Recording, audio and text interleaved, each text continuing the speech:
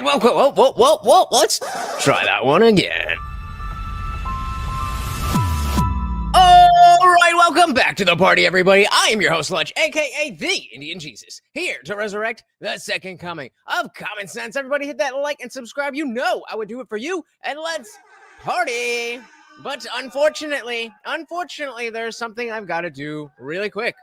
Our president, Donald Trump, put out a truth post thing, whatever, that said only past supporters are interested in Epstein, and that if you care, you're a weakling. So, sorry, Donnie. I was willing to hold on for a little while, but, we do what we gotta do.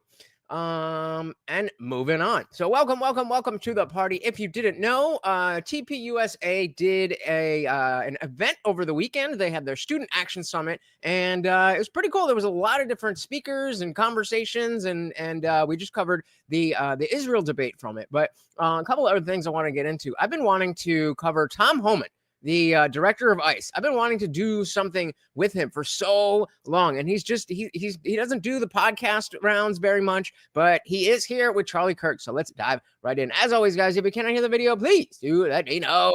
The great Tom Homan, the legendary Tom Homan. How you doing? How you doing? I'm doing great. And, there's been a lot of stuff in the news, but the most important stuff has actually not been talked about this week, which is that there is a slow motion insurrection happening on our cities. And again, there's so much stuff happening. We have the flooding in Texas, which is terrible. Tom, bring us up to speed. What happened in California? There was a marijuana farm that was raided. Minors were working at it. And is it correct that an illegal alien discharged a weapon at ICE officers? All true. So, surprising? No. True? Yes. We were serving criminal search warrants. I mean, it wasn't your normal, like what the media want to call immigration raid. We're serving criminal warrants, a part of a criminal investigation into, illegal weed farm. So not just randomly driving down the street and grabbing up a brown person and being like, are you an illegal? Child trafficking, labor violations. So we're there enforcing the laws of this country. And the protesters showed up in force, assaulting officers. And if you went and actually asked any of the protesters, what are you protesting? They couldn't tell you. They don't know what the hell they're doing. There's just a hatred on ICE. Hatred on ICE that is perpetuated by members of Congress. Yep, and especially with the professional protesters, the ones that we have photographic evidence of them being at multiple different protests all over the country. A lot of times they just show up and get a sign, and they have no idea what they're there for. Act Blue or Midas Touch or somebody will, send them $20,000 to just spend 6 hours at this place holding this sign, and they have no idea. So remember Congress. But MAGA's a cult, right? MAGA's a cult. Hey, shout out to Holly. Welcome to the party. Very good to see you. Yeah, they have no idea. They have no idea. All they know is I'm getting paid. Welcome. Hatred on ICE. Hatred on ICE that is perpetuated by members of Congress. So remember Congress can call them racist. They can call them the Gestapo. Then, these nuts in the public, it just emboldens them to go out there and take on ICE, which is they'll lose. Yes, they will. And this it's so looming, just like they'll lose. You can try, but you'll lose. Specific incident, a guy started shooting at ICE officers. Have we found out who that person is? FBI is investigating it. I know a little bit, but I really can't talk about it right now, but they're deep in it. So what did we learn about this specific marijuana facility that was so egregious? They were using child slave labor or something akin to it? Mm-hmm. They had unaccompanied alien children that crossed under Joe Biden. Some of the ones that he released and he lost. So they're working, and you just lost them. Now, I've been on record saying that child labor laws are not necessarily the best thing, and maybe we want to get rid of them. But that implies that the child's parent has consented, and that you're not out doing something that children shouldn't be doing. Some of the ones that he released and he lost. So they're working, and it's just. And so this is important. Sorry to interrupt you, Tom. This is what the media calls a farm. So you know how there's been a lot of controversy around farms the last couple of weeks, right? So at this farm were illegal aliens that were how old, Tom? 12? Yeah, they're young teenagers. So no, this is not what you think it is working on farms. These are illegal 12-year-olds that come and they're producing marijuana. Right. Illegal. I mean, whether it's weed or not, that's kind of not really a big deal in the fact that you have child slaves. But yeah, I mean, there's a big difference between, Billy Bob, who's had his family farm for 150 years, and what we're talking about here. And we're continuing investigation on interviews. Were they even being paid? Were they paying off smuggling fees? How many hours were they working?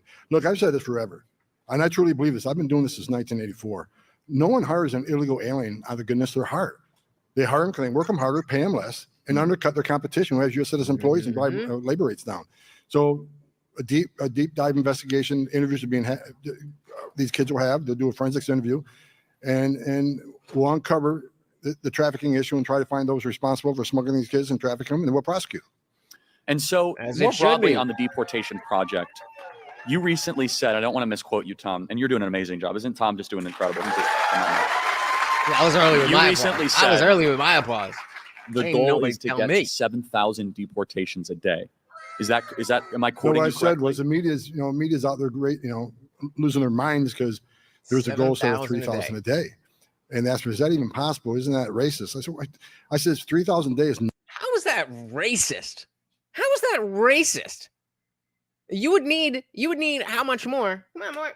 Shout out to Morty the Overlord. Don't forget, every donation comes with a treat for Morty. And check out that Swole Goal. Morty can get some peanut butter tonight with your help. But yeah, he's saying 3,000 a day. And that's, and they had an issue with that.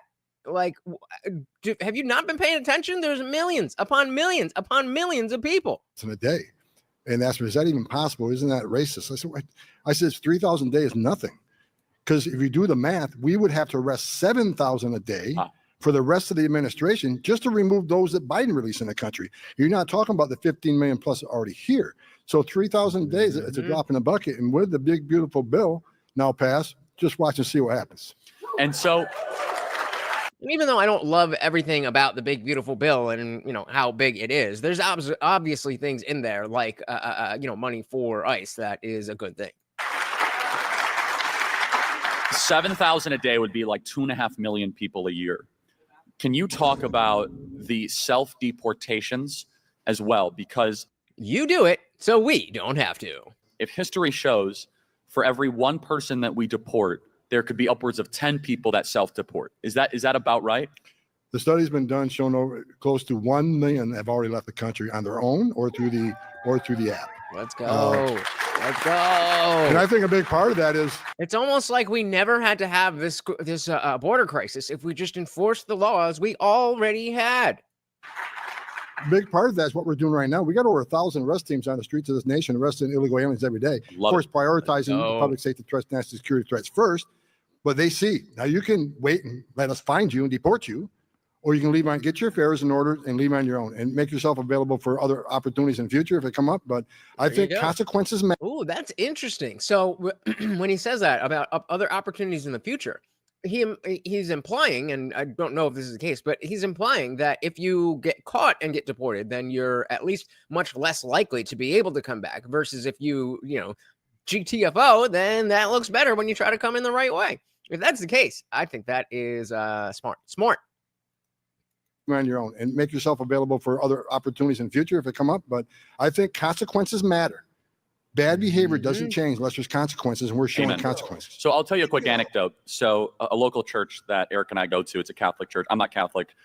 She was raised Catholic, but we just like going there and a great community and fellowship to. Oh, I was like, who's Eric? But I'm put together. His wife's probably named Erica. And yeah, right. I like that idea that it's not only giving it's not only getting people who don't belong here out of the country, but it's incentivizing people to come back and do it the right way.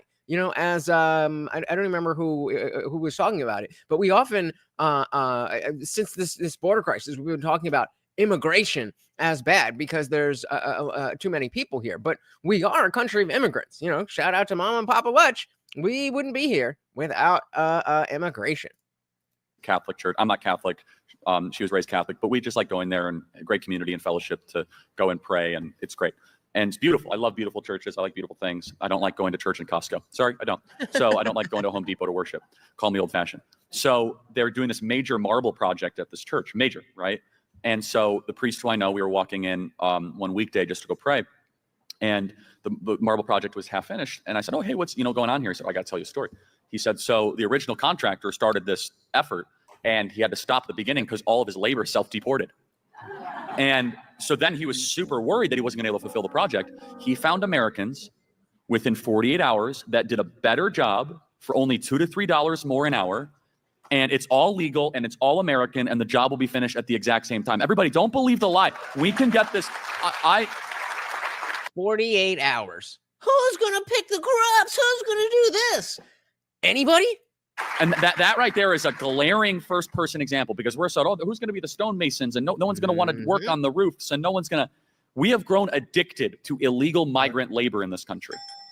In the same way this country was addicted to slavery, chattel slavery. I got a similar story. So a few years ago, I had to put a new roof on my house because of a storm. I had to call 5 or 6 different companies before I found the company that guaranteed me a legal workforce. But while I was getting the bids, the father and son showed up. And they're hoping I didn't need a whole roof replacement. They're hoping just to repair it. But once they saw it, said, no, we can't do this. And he told me a story. He had a successful roofing company, had over 20 U.S. citizens employees that he put on a roof at $20 an hour. And he lost the business because he couldn't win any contracts. So other companies put illegal aliens on the roof for $7 an hour. He just. So so if you're only paying $7 an hour because you got a bunch of illegals, then even if you do great work and if you have good prices, there's no way to compete with the illegals. Couldn't win a contract. So now him and his son just go out and do roof repairs. He laid off 20 U.S. citizen employees. That happens every day across this country. Every day. And this idea, look, I will acknowledge that some of the youth of America, there are some of these jobs that they don't want to do. But I reject the premise in a country of 330 million people that we have maxed out the labor potential of this country. I'm sorry. I just don't buy it, okay? You do not, and what I will buy, though, is that, yes, if you don't raise wages, then there will be a problem. But we're not talking about going from $20 an hour to $85 an hour. We're talking. And so here you have Charlie Kirk talking about raising wages. It's almost like all of this stuff is contextual, and it's not about only, helping rich people and hating poor people and brown people. There's actual reasons to this stuff. About minor adjustments on the wage scale, which, by the way, I would personally, as an employer, by the way, we only hire legal Americans at Turning Point USA. The fact I have to say that is ridiculous. We use E-Verify. But as a citizen, I want to make sure the workforce is not just legal, but I feel an obligation to fulfill the mandate of my fellow countrymen, because, Tom, you're getting at something. Is it correct that the thrust of hiring illegal labor is that they actually don't want to pay Americans just a normal wage? Absolutely. Yeah. And I mean, of course, it's capitalism. You should never want to pay more than you need to. But what you need to understand is that that trade isn't just about the sheer product or the sheer service. The fact is that if you have a better relationship with your customer base, then that is going to make you more money. Shout out to TV viewers. Welcome to the party. I'm not super familiar with what E-Verify is. I know I've had to sign or check a box or whatever, saying that I'm a citizen and all that stuff, but I've always been a citizen. So are you saying they can get past that? I'm not super familiar with it. Welcome to the party. We are here with Tom Homan, and then there's a very special person who did a speech that you're gonna have to wait to see. Like I said, they overwork them, underpay them. And I agree with you. We have plenty of workforce here. If they get out of their mother's basement, stop protesting nice, and go get a job, they could actually add to our economy. Oh, yeah. But, Tom, they have a job. That is their job. Professional protester. Well, and even beyond that, I hate racial politics. I really do. But we have Brexit, and Black America has been treated terribly by the Democrat Party. Awful. You want to know who's been treated the worst by mass migration is Black America. And how many Black Americans who used to do a lot of these jobs happily, carpentry, woodworking, and all of a sudden you bring in a steady flow of illegal labor. And we don't need the blacks anymore. We got the illegal browns. People say, well, they just work harder. I guess. Do they though? Okay, maybe they do. So I could sympathize for I'm sure that at the extremes that's true, right? Would you agree, Tom, at the extremes? But at the median, I'm sorry, I don't buy that. I think that this idea that you need to get maximal corporate return, even though you don't have a nation, It's been a bad bargain for us, actually. Mhm. It's that, And that's a good point too. That like maybe if it was the case that that bringing in all this illegal labor was making everything else better throughout the country, then that would be one thing. But clearly, that is not the case. A shout out to TV Viewerski for the $10 PayPal. Thank you, thank you, thank you so very, very much. And it is storming over here, so Morty definitely needs those treats, and that peanut butter will make him so very, very happy. Getting us started on that swogo. Thank you, thank you, thank you. Of course, making you and or Morty the new sponsor of the stream. Remember, guys, 10 donations or a $50 total.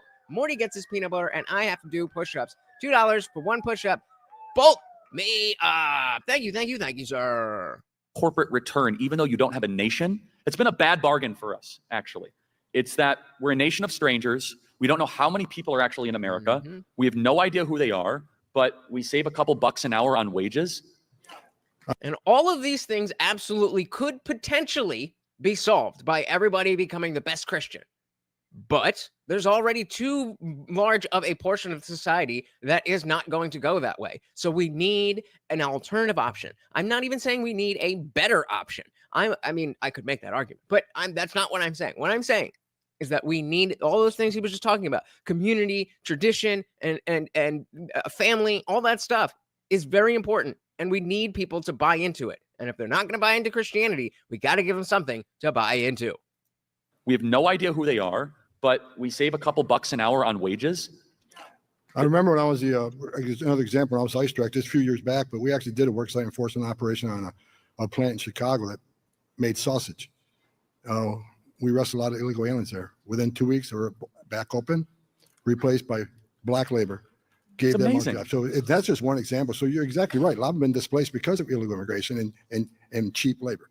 So Tom, let me. Yeah, I was hoping that, that I think his hearing's going a little, and I was thinking maybe, the silver lining of that is that he won't care. But I think he's just started to realize that, jumping and barking doesn't do much, or maybe he's just getting old and losing the energy. A few years back. Thanks, Obama. Exactly right. A lot have been displaced because of illegal immigration and cheap labor. So Tom, let me ask you then. So we saw this in Nebraska, where there was a meatpacking facility, raided it, all the illegals were arrested, line out the door for Americans to get the job the next day. Why don't we hold the employers accountable? Like, why don't we have?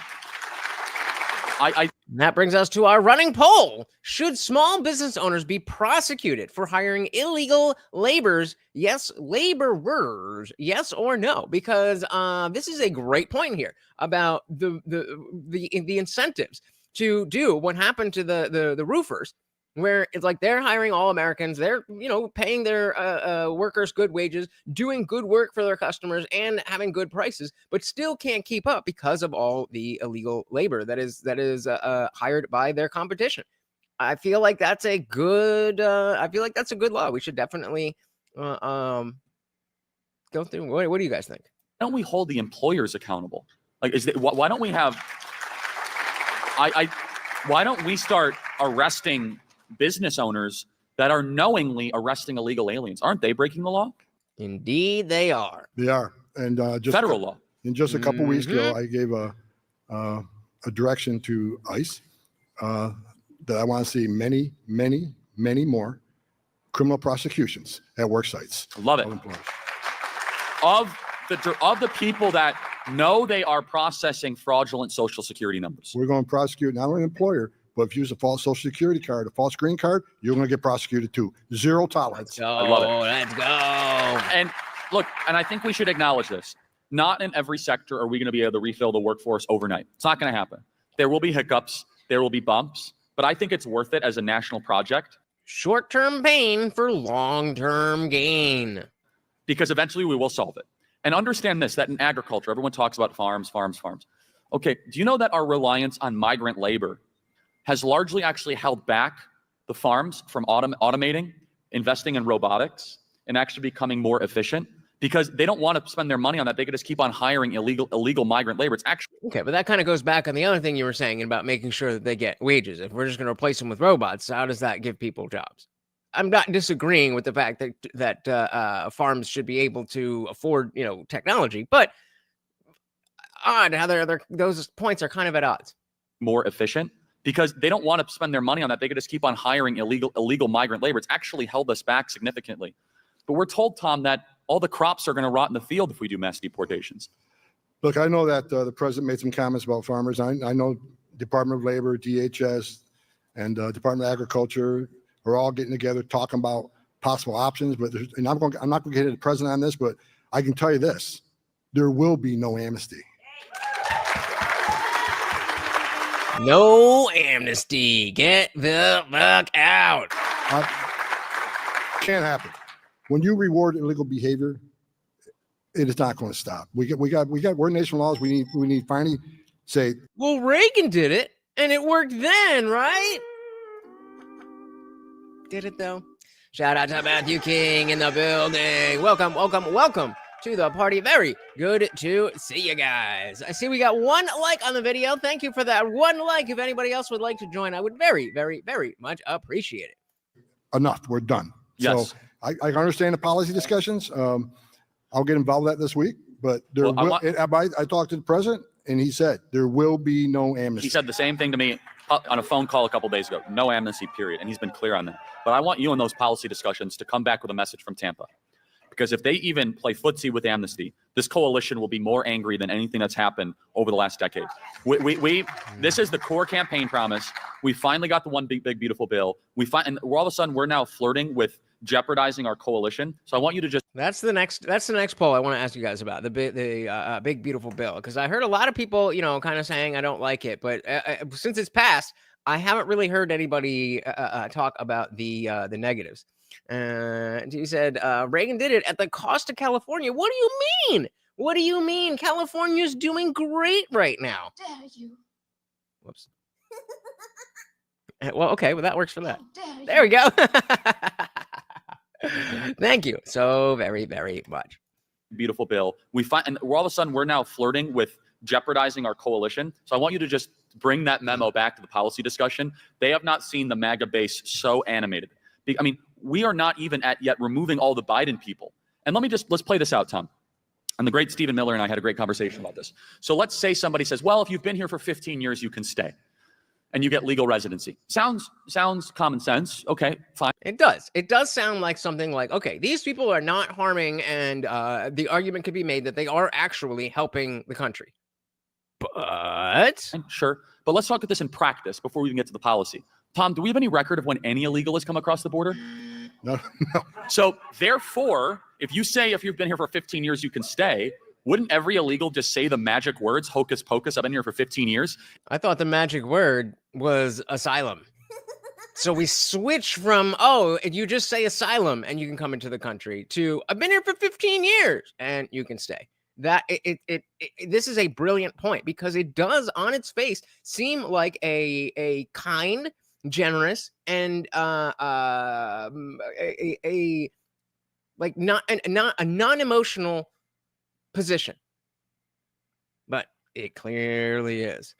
Man, he said if they're going to prosecute people for hiring illegals, they need to warn people first. Just put the word out that they're going to crack down in a month or two, and then let the chips fall where they may. I agree. I don't think it's something you could do, like, you could just switch, and then everybody who's had workers, unless you shut down your business. Yeah, I completely agree. But I don't even think it needs to be that short of a time period. I would be totally fine with saying starting January 1st, 2026, if you are seen to have illegals working at your business, then you can be prosecuted, depending on how many and how long and all the mitigating circumstances. It depends on what the punishment will be. But completely agree. We're gonna start doing this, whether it's a month from now. Even still, a month is a pretty short period of time. And so, yeah, let's start January 1st, 2026. We are letting you know now, if you hire illegals, you will be prosecuted. I like it. TV said there are already free food trucks on the streets in LA. Free meaning there's nobody there? What do you mean free? Free food? I mean, hey, if that's what Reagan did, then he definitely fixed California. You can stay.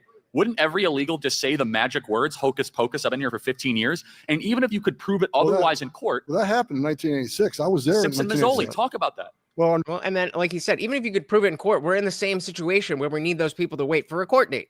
during IRCA in 1986, or what they call a special assault program, special agriculture worker program. I was a special agent at that time, and I conducted criminal investigations. I can tell you over 85% of those applications were fraudulent. He just went to a farmer, gave him $100. He gave you a letter saying, yeah, he worked for me for 90 days from this day and that day. There's no check and balances on that. So it's just. And tell me that you don't know somebody, if not yourself, but tell me you don't know somebody that would be willing to be like, yo, this is how I make my money. Illegal immigrants come to me. I have a farmland, or not even, I own an acre of property. And I just, anybody who wants to say that they work here, yeah, you give me $2,000 and I'll sign whatever the fuck you want. So T said they're free food trucks. And so they arrested the people operating the truck, fully loaded up for the lunch rush. Oh, so it is free food. Yeah, I mean, I don't love the emotional aspect of that. But that's not enough to supersede the practical reasons that we need to get rid of these people. And again, not because they're bad people, but just because resources are finite. Now, they said Reagan was a scumbag. I can't believe I used to idolize that man. The propaganda was crazy good. It's only gotten better. I don't know if you guys, so if you guys are just joining, you may notice that there is no red hat here. I was told that only past supporters believe that there's an Epstein list and that everybody who does is a weakling. Like, okay, all right, maybe I'm a weakling.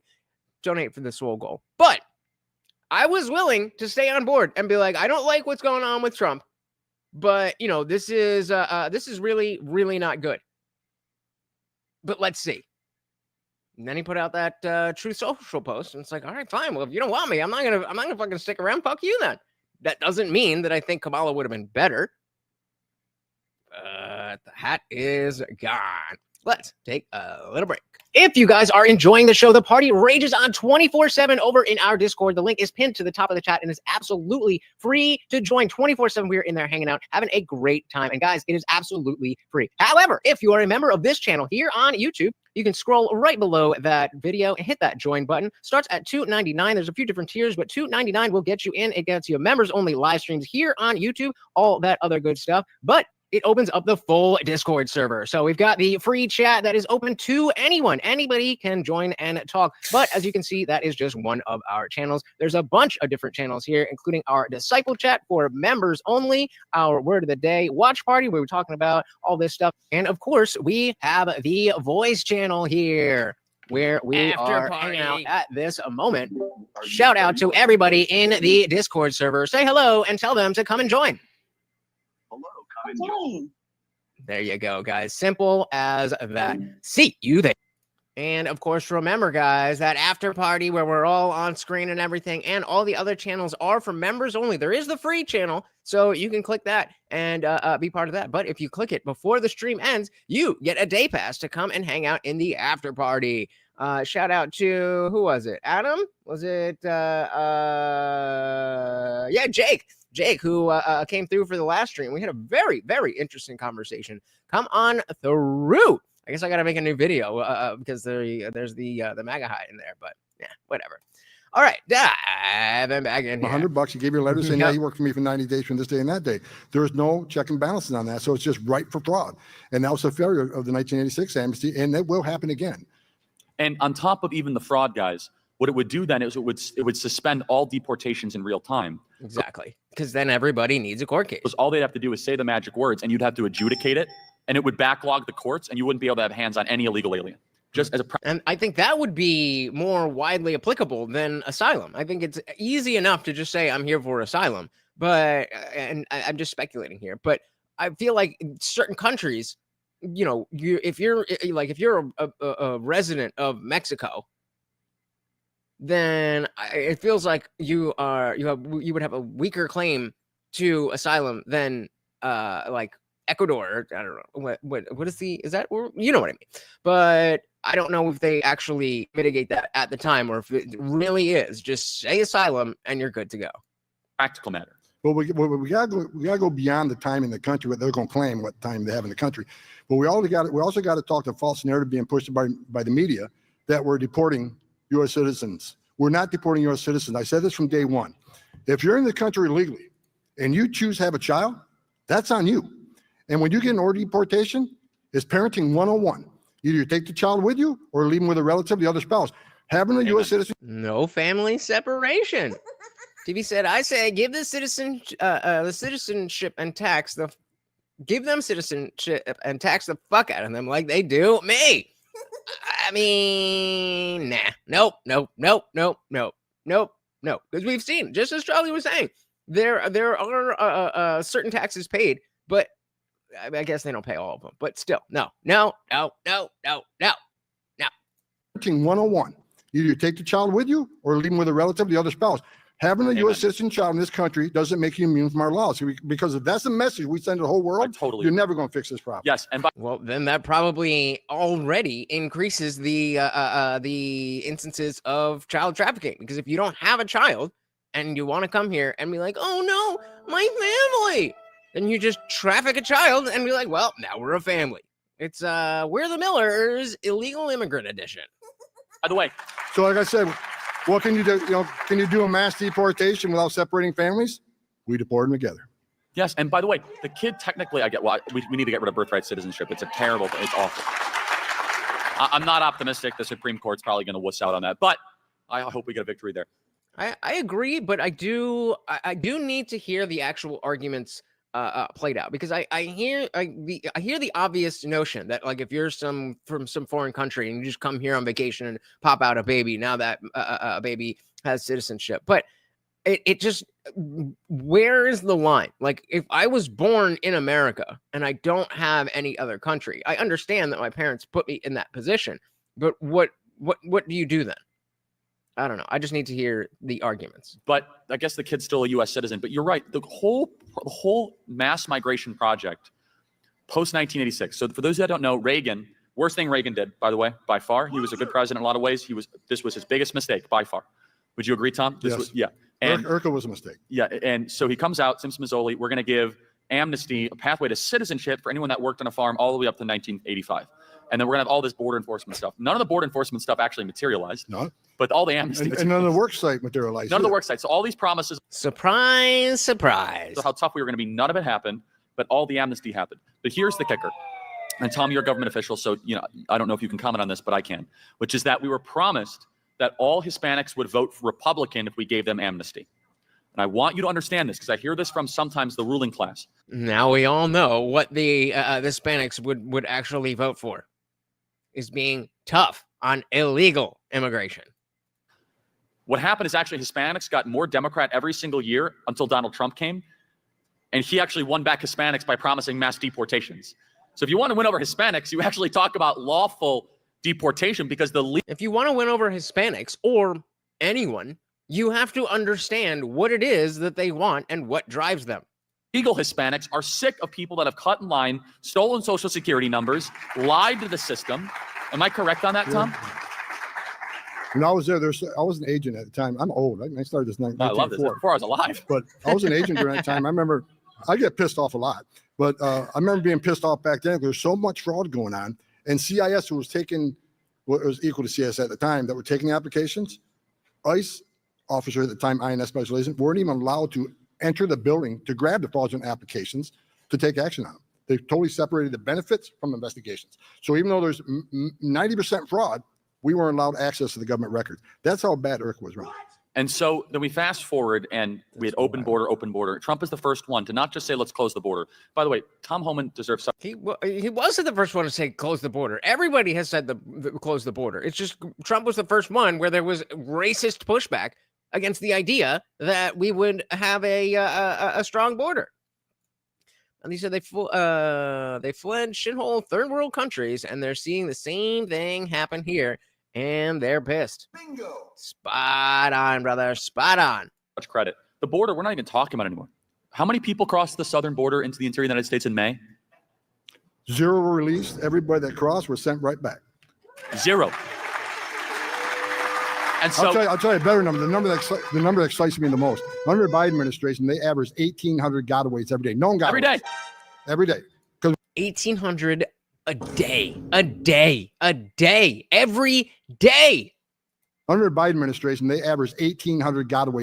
Oh, I thought he said the Hunter Biden administration, but yeah, 18. That's crazy. A better number. The number that excites me the most. Under the Biden administration, they averaged 1,800 gotaways every day. Known gotaways. Every day. Every day. Because we had digital, we had video, drone traffic, sensor traffic, 1,800 a day on average. So how many is that in total? Just real quick. Hey, here, you believe in prompt theory? The hell? Obviously. I have no idea how that just happened. Okay. What is okay? I'll just ask. How many is 1,800 people for every day in 4 years? Why is it doing that? What the hell is going on? They don't like it. The FBI is taking over. Okay. There we go. There we go. There we go. How many is 1,800 people every day in 4 years? 2 million people. And that's just the ones we know about. That's just the ones we know about. Yeah, right. You caught that shit. You caught that shit. Math, exactly. The known ones. Matthew with the arithmetic skills here. I was never good at math. Actually, I was good at math, but I was good at math in such a way where I was always taking like the next class, and then I haven't taken a math class since junior year in high school. So I don't really, everything, we got calculators. What the fuck do you need that for? But yeah, 2.6 million people. Literally. God damn it. Because we had digital, we had video, drone traffic, sensor traffic, 1,800 a day on average. You know how many there was yesterday? 11 too many. We'll close that down. But we went from 1,800 to 11. And the crossings. I love how everybody's like, when are you going to get to 0? Not a single cheer for that. That's really good. That's really good. We'll close that down. But we went from 1,800 to 11. Just take the and the crossings were 99. To 2,000 miles of border, we had 99 crossing. How many got released? 0. How many got released last month? 0. How many the month before that? 0. We ended catch and release. And Tom, I knew what the equation was. I just wasn't going to, just leave me you alone. haven't spoken yet on stage, right? Okay. When you do, I hope you emphasize it, because a lot of people are, they're confused and they're fighting about stuff, and that's fine. It's healthy. Hold on.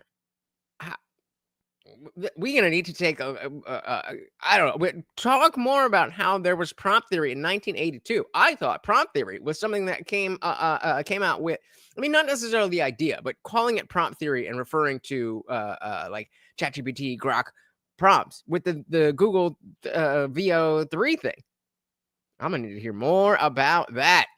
I'm joining the Discord, brother. You do. I hope you emphasize it, because a lot of people are, they're confused and they're fighting about stuff, and that's fine. It's healthy. But I hope everyone understands the securing of the southern border. If that's all President Trump does and he golfs for the next 4 years, that alone makes this all worth it. No, seriously. I agree. But fuck him. That at least buys us some time to have a nation again and to have a republic. And having the most secure, right today, you have the most secure border in the history of this nation today. And what has that done? Fentanyl seizures have dropped in half. Sex trafficking women and children are decimated. Number of Americans dying from fentanyl has dropped significantly. Sex trafficking is decreased to a level we've never seen before. President Trump, by having a secure border, saves lives every day. Let's go. So, Winky plus calc? What? What?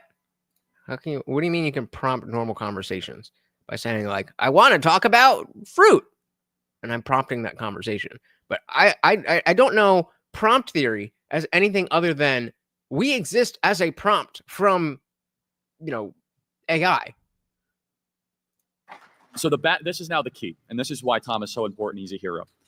It would be very tempting and easy for us to avoid the big cities. It's where all the drama. No, I know, but I want to build you up for it. That ain't happening. Oh, the cities. The cities is where you reclaim the country. That's actually where you exert dominion, because what they're doing is they're trying to be like, okay, you can do your raids in the rurals. Tom, are we going to avoid LA? Are we going to avoid Denver? No, we're going to triple down, and we're going to triple down on them. And I said this. Let's go. Right after we got in office, the mayor of Chicago said I wasn't welcome to Chicago. Guess where I was the next day? Chicago. And I'm going to Portland. Oh, that'll be fun. Portland, look out. Look out. President Trump, we talked about this. President Trump said it the other day. Sanctuary cities, we're going to prioritize sanctuary cities. We're going to send massive amount of agents to sanctuary cities because we know we have a problem. We know they're releasing public safety threats back in the community every day. Like, we don't have that problem in Florida. Every sheriff in Florida is working with us. Good thanks to the great Governor DeSantis. DeSantis is doing great. You know, so we'll take resources from Florida, we'll throw them in New York. We'll throw them in LA. We'll throw them in Portland. We'll throw them in Chicago. We'll throw them in Seattle. Every sanctuary city that wants to double down on ICE, we're going to triple down. We're going to flood the zone in the neighborhoods, flood the zone at work site. We're going to win this war because what we're doing is make this country safe every day. Every criminal, illegal alien, or public safety threat that we deport makes this country safe. And that's what we're going to continue doing. We're going to keep President Trump's promise to the American people. We're going to make this country safe again. We're going to enforce the immigration law without apology. And I don't give Let's go. No, you're fine. I did once for you. No, you're fine. We're not live. You're fine.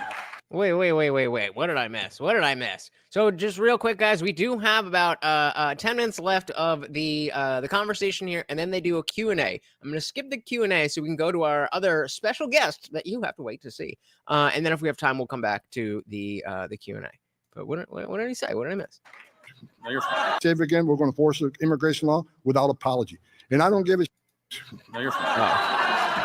I did once for you. No, you're fine. We're not live. You're fine. Oh, well, the Christians and their dirty mouths. Didn't Charlie say he liked when Trump said they don't know what the fuck they're doing or something? Oops. And look, I'll just say this. I take a lot of hate. I hit pieces on me every day, and I love them because I get tired. And when I read a hit piece, just throw gas in my fire. So I don't give a shit what people think about me. They don't hate if you ain't doing something right. Yeah, right. Like weird. A grown adult. I get it's a student action summit, but it's not like an elementary school student action summit. Like, you could say shit. And like, even, to use the Timcast rule of thumb, where it's like, we try to keep it clean because families are watching, but if you let it slip, it's not a big deal. I don't know. That's just a weird Republican hangover from a while ago. I don't give a shit what people think about me.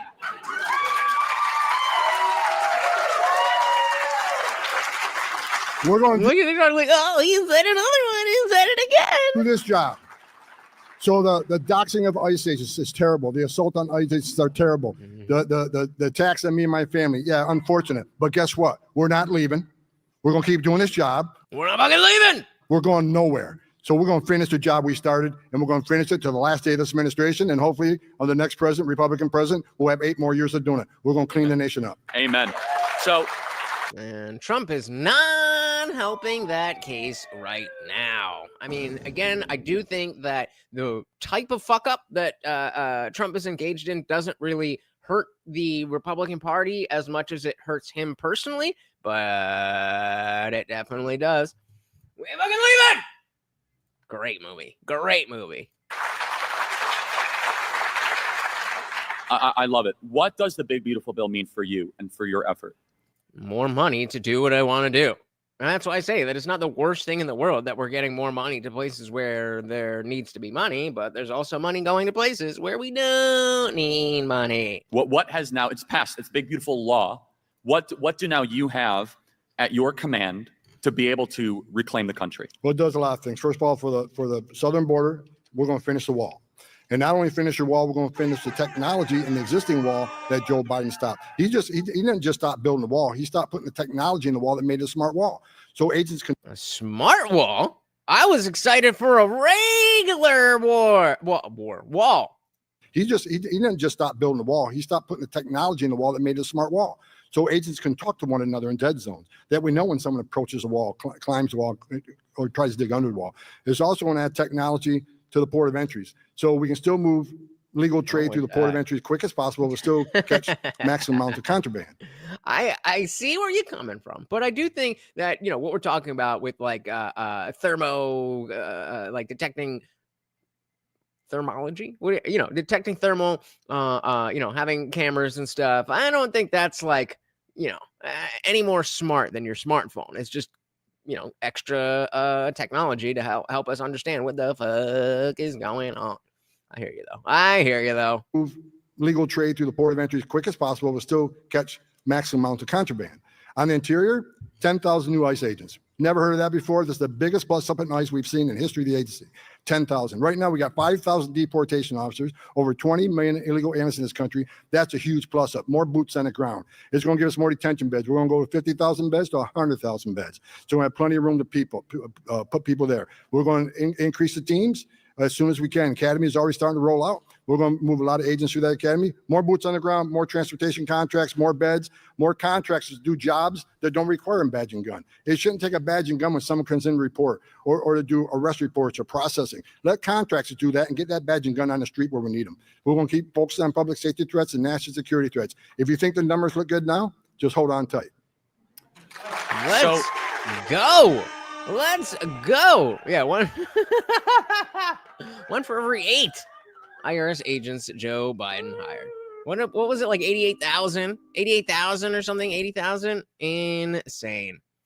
Now, he said his idea of a smart wall is probably not the same as my idea of a smart wall. Okay, well, what's your idea of a smart wall? If you think the numbers look good now, just hold on tight. So I just asked ChatGPT, because I hadn't really taken a deep dive yet on the big, beautiful bill. And I just wanted to ask, like, what were the expenditures?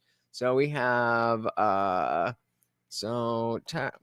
make that a little bigger. Where do we go? Nope.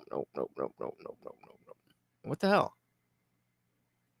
Okay. Overall impact, tax cuts, $4 trillion, Medicaid, $1 trillion. Defense increase of 150 billion, border security, I'm okay with that. Adding 5 trillion to the debt ceiling, rural hospital support. I don't know why that needs to be part of the big beautiful bill. Feels like some of these things could be their own bills, but let's see, 930 billion in Medicaid cuts over 10 years, introducing strict work requirements and barring certain providers like Planned Parenthood. All right. So, I mean, the defense and military, that's right. So 29 billion for shipbuilding, 25 billion for Golden Dome missile defense, 25 billion for munitions, 16 billion for drone and AI programs, 15 billion for nuclear deterrence. Excuse me. 12 billion for Indo-Pacific ops, plus 23 billion for the Coast Guard. Kind of feel like they got money, but what do I know? Hey, shout out to Adam Cadman. Welcome to the building. Said, not gonna lie, the Epstein cover-up has got me pissed. I am done with Trump. I said, shit, me too. No more red hat on the heater here. And I was willing to be like, all right, let's see where this goes. This is definitely a fuck up, but let's see where this goes. But then he put out his Truth Social that was like, only past supporters and weaklings care about Jeffrey Epstein. But, well, proud weakling. Let's go. And Adam had a little side quest video. Wix, one platform, what happened to any my- website, unlimited creation. Describe your needs and goals, and AI will. Take 2. Donald Trump just ran out of the room where he was holding a press event. He was asked if he wants to appoint a special counsel to look into the Epstein files and the Epstein list. He runs out and says, I have nothing to do with it. Here, play this clip. That's crazy. Yeah, Adam said, this is not MAGA. Trump doesn't get the W. He has the power to give his voters the truth, and he won't. So we'll be taking his power away. Absolutely. The Coast Guard seems kind of high. All of it seems kind of high. I just feel like we don't need to be injecting literally trillions of dollars into the defense system. Clearly, we're capable of launching wars with what we've got. I think if we put a 50-year spending pause on defense, we would be totally fine. Just saying. Matthew said he was saying about communication between agents. I'm thinking AI, human sensors, thermal imaging, seismic detection, overhead drones, all tied to a comm center tracking everything in real time. Yeah, we're talking about a smart wall. I think that's exactly what we're talking about. And none of that is like state of the art stuff. It's just technology that we already have that is not there. So, all right, let's see this this rage quit. Is it a rage quit? President Trump, would you consider appointing a special counsel to investigate the Jeffrey Epstein investigation? I have nothing to do with it. Wow. You have nothing to do with it. How dare you? Fucking pardon? Fucking pardon? Donald Trump is really a cornered rat. Hey, Donald, you don't have anything to do with it? How about this? Here, play this clip. And I know Midas Touch is like super lefty, but hey. And by the way, you were the main purveyor and pusher of all things Epstein, despite the fact that you were his best friend, and Mar-a-Lago was literally used as a crime scene as the grounds for finding girls to sex traffic by Epstein, like Virginia Giuffre. Here's what you said when you were campaigning the first time. Here, play this clip. Bill Clinton. Nice guy. Got a lot of problems coming up, in my opinion, with the famous island with Jeffrey Epstein. You raised the question of Jeffrey Epstein in your remarks about in the Q&A. Well, I think he's got a problem. I mean, what do you think the problem will be? I don't know, but that island was really a cesspool. There's no question about it. Just ask Prince Andrew. Nope, just kidding. He'll tell you about it. The island was an absolute cesspool. But now you're out there saying that the Epstein list, the Epstein files, and Epstein's sex trafficking ring is a hoax perpetrated by the Democrats. That's what you're posting on social media, and you're telling all of your supporters that they are stupid people if they believe that the Epstein files and the Epstein sex trafficking ring is real. And you're saying focus on other things like the auto pen scandal. Did you know former President Biden used an auto pen? Hey, guess what? I can pay attention to two things at the same time. All of those pardons are bullshit. And also, your story about Epstein is bullshit. You use an auto pen. All former presidents use auto pens. Politicians sign a lot of stuff. Okay, but I'm pretty sure that he knows what's being used or what the pen is being used for. That's the real big scandal. And then they tried to push that on Fox. Have you ever seen them so desperate? Here, play this clip. Well, if you care about the Constitution and the rule of law, Trump is right. The auto pen is way more serious than Jeffrey Epstein, because you could have a series of aides here who seized the power of the presidency and used it for their own purposes. I mean, I agree, but that's not bigger than a worldwide government-sanctioned child sex trafficking ring. What the fuck are we talking about? And I agree with you, Adam. I think this is we've completed the outsider to deep state arc of Donald Trump. It was a good run. It was a good run. And y'all motherfuckers was talking about a third term. I told you that was bullshit from the beginning. TV, whoa, where'd it go? TV Beersky said, if I was asked if I would trade the Epstein info for the chances with the NFA 6 months ago, I would have said yes. Like I said, I think this is an unforced error by the deep state. It's clearly an error by someone. Adamson Trump knows. We know he's lying to us. Bonnie is just a sock puppet. I am not a Trump zombie. I say shit, me too. I am MAGA, America first. I am not supporting the Epstein cover-up. Dilly dilly.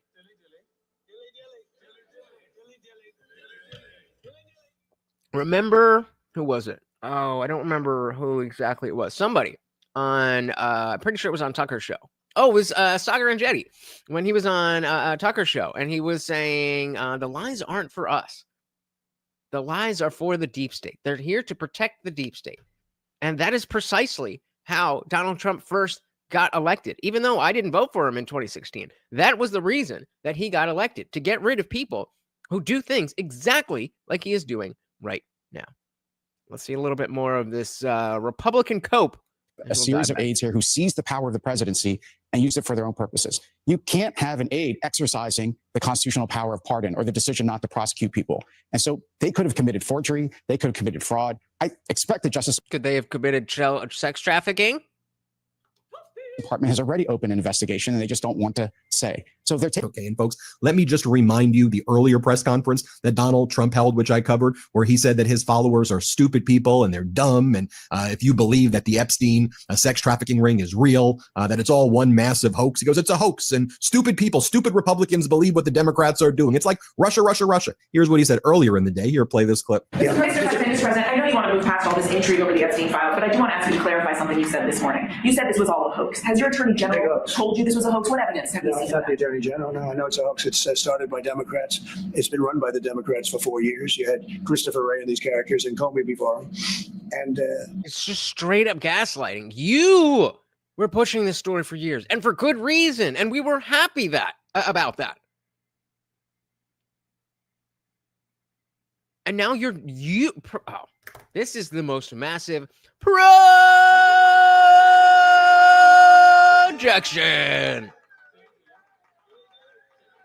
So let me get this straight, Donald Trump. You're saying we're the ones that are acting like Democrats when you're the one who was all about a thing until it became inconvenient for you. And now you're gaslighting and pretending you never said that. That is literally the leftist playbook. Literally. No, this is exactly what we're talking about. And yeah, I cannot. Cannot stand. It's a bad group. It started, actually, look at the Steele dossier that turned out to be a total hoax. The 51 agents, the so-called intelligence agents, that was a hoax. It's all been a big hoax. It's perpetrated by the Democrats. And some stupid Republicans and foolish Republicans fall into the net. And so they try. I'm not even a Republican, so fuck you. Try and do the Democrats' work. The Democrats are good for nothing other than these hoaxes. They're bad for policy. They're bad for picking candidates that can get elected. Like in New York, we have a communist running. He may get elected too, actually, but he'll destroy the city. And by the way, and like the frustrating thing is that I think a lot of people are going to miss the overall point here that jumping ahead.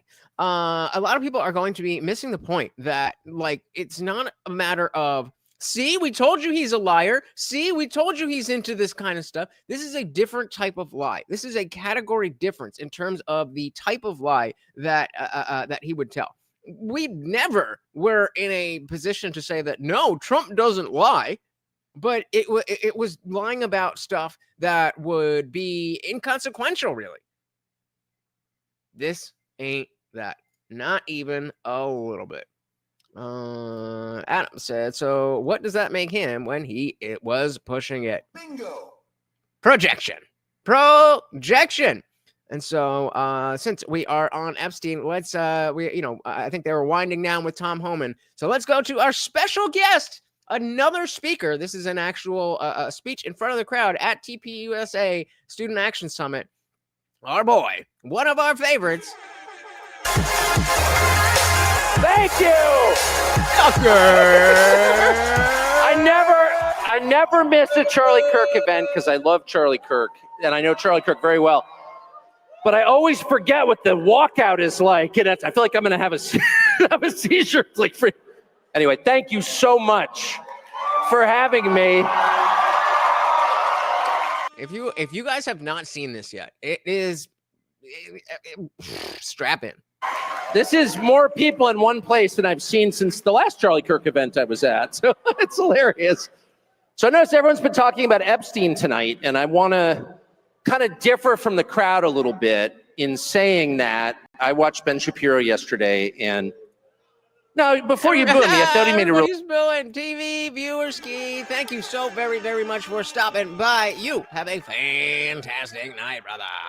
I watched Ben Shapiro yesterday, and no, before you boo me, I thought he made a really solid point. He's like, woke. It happened a long time ago. Who cares? And by the way, we should trust the government and whatever the bureaucrats tell us. And by the way, it's wrong to ask a lot of unauthorized questions. So I just want to go on the record to say I think that's absurd. And it's exactly the kind of thinking that the Democrats do. I just saw a video on TikTok from the older millennial. I don't know if you guys are familiar, but just a guy who on TikTok, does political content, and he was like, to all the liberals being like, see, Like, we never trusted the government. But there's always a certain level of, okay, you're saying this, and I've seen your behavior, so I can kind of predict that you're going to do this stuff. The fact that you went fucking far, not like way off the reservation, doesn't mean that you were right. It just means that we couldn't have predicted this. And that's, again, I think a lot of Democrats are just going to try to take a W here. When, like, this is not a W for anybody except Jeffrey Epstein. No, to say I think that's absurd. And it's exactly the kind of thinking that I personally voted against in the last election. In the last election, I spent a lot of the month of October campaigning with and for the president. I voted for the president. I never vote for anybody generally. I know they're always telling you, you must vote or you can't have an opinion. Oh, shut up. Yep. And I felt when I didn't vote for Trump in 2020, I almost felt kind of like, but that's bullshit. Shut up. Bullshit. I don't like to vote, and but I did vote this time. And I don't like to vote because I don't believe in any of them. And this time I really felt like I know Trump well. I love Trump personally. And what we were looking at was just so awful and totalitarian and stupid. And it wasn't even the arguments that I disagreed with from the Kamala Harris. It's weird to even say her name now. Who was that exactly? It was like a bad dream. But it wasn't even so much the arguments I disagreed with, though I definitely disagreed with the arguments. It was the style of argument that drove me completely bonkers. Summarized most crisply by "shut up, racist." Yup. Whatever you said, it was "shut up, racist." And it's like, but wait, you know. And now it's "shut up, anti-Semite." First of all, I'm not a racist, but that's not even the point. The point is, I just told you what I think. I just asked you an entirely legitimate question. Mostly, what the hell are you doing? And rather than answer it, you didn't pay me the respect that you would a human being. You treated me like a slave or an animal by telling me to stop barking. Hold on, Tucker. Whoa. Do you think that Democrats think that you deserve the respect of a human being? Of course not. Of course not. Hey, shout out to Guam Tag. Welcome to the party. Very good to see you. And I'm saying we need a deep throat to come forward. I could make a joke, but I agree. There's something that somebody knows somewhere. Please fucking tell us. Please fucking tell us. It is that important. I can't think of anything else that is more important. Shut up, racist.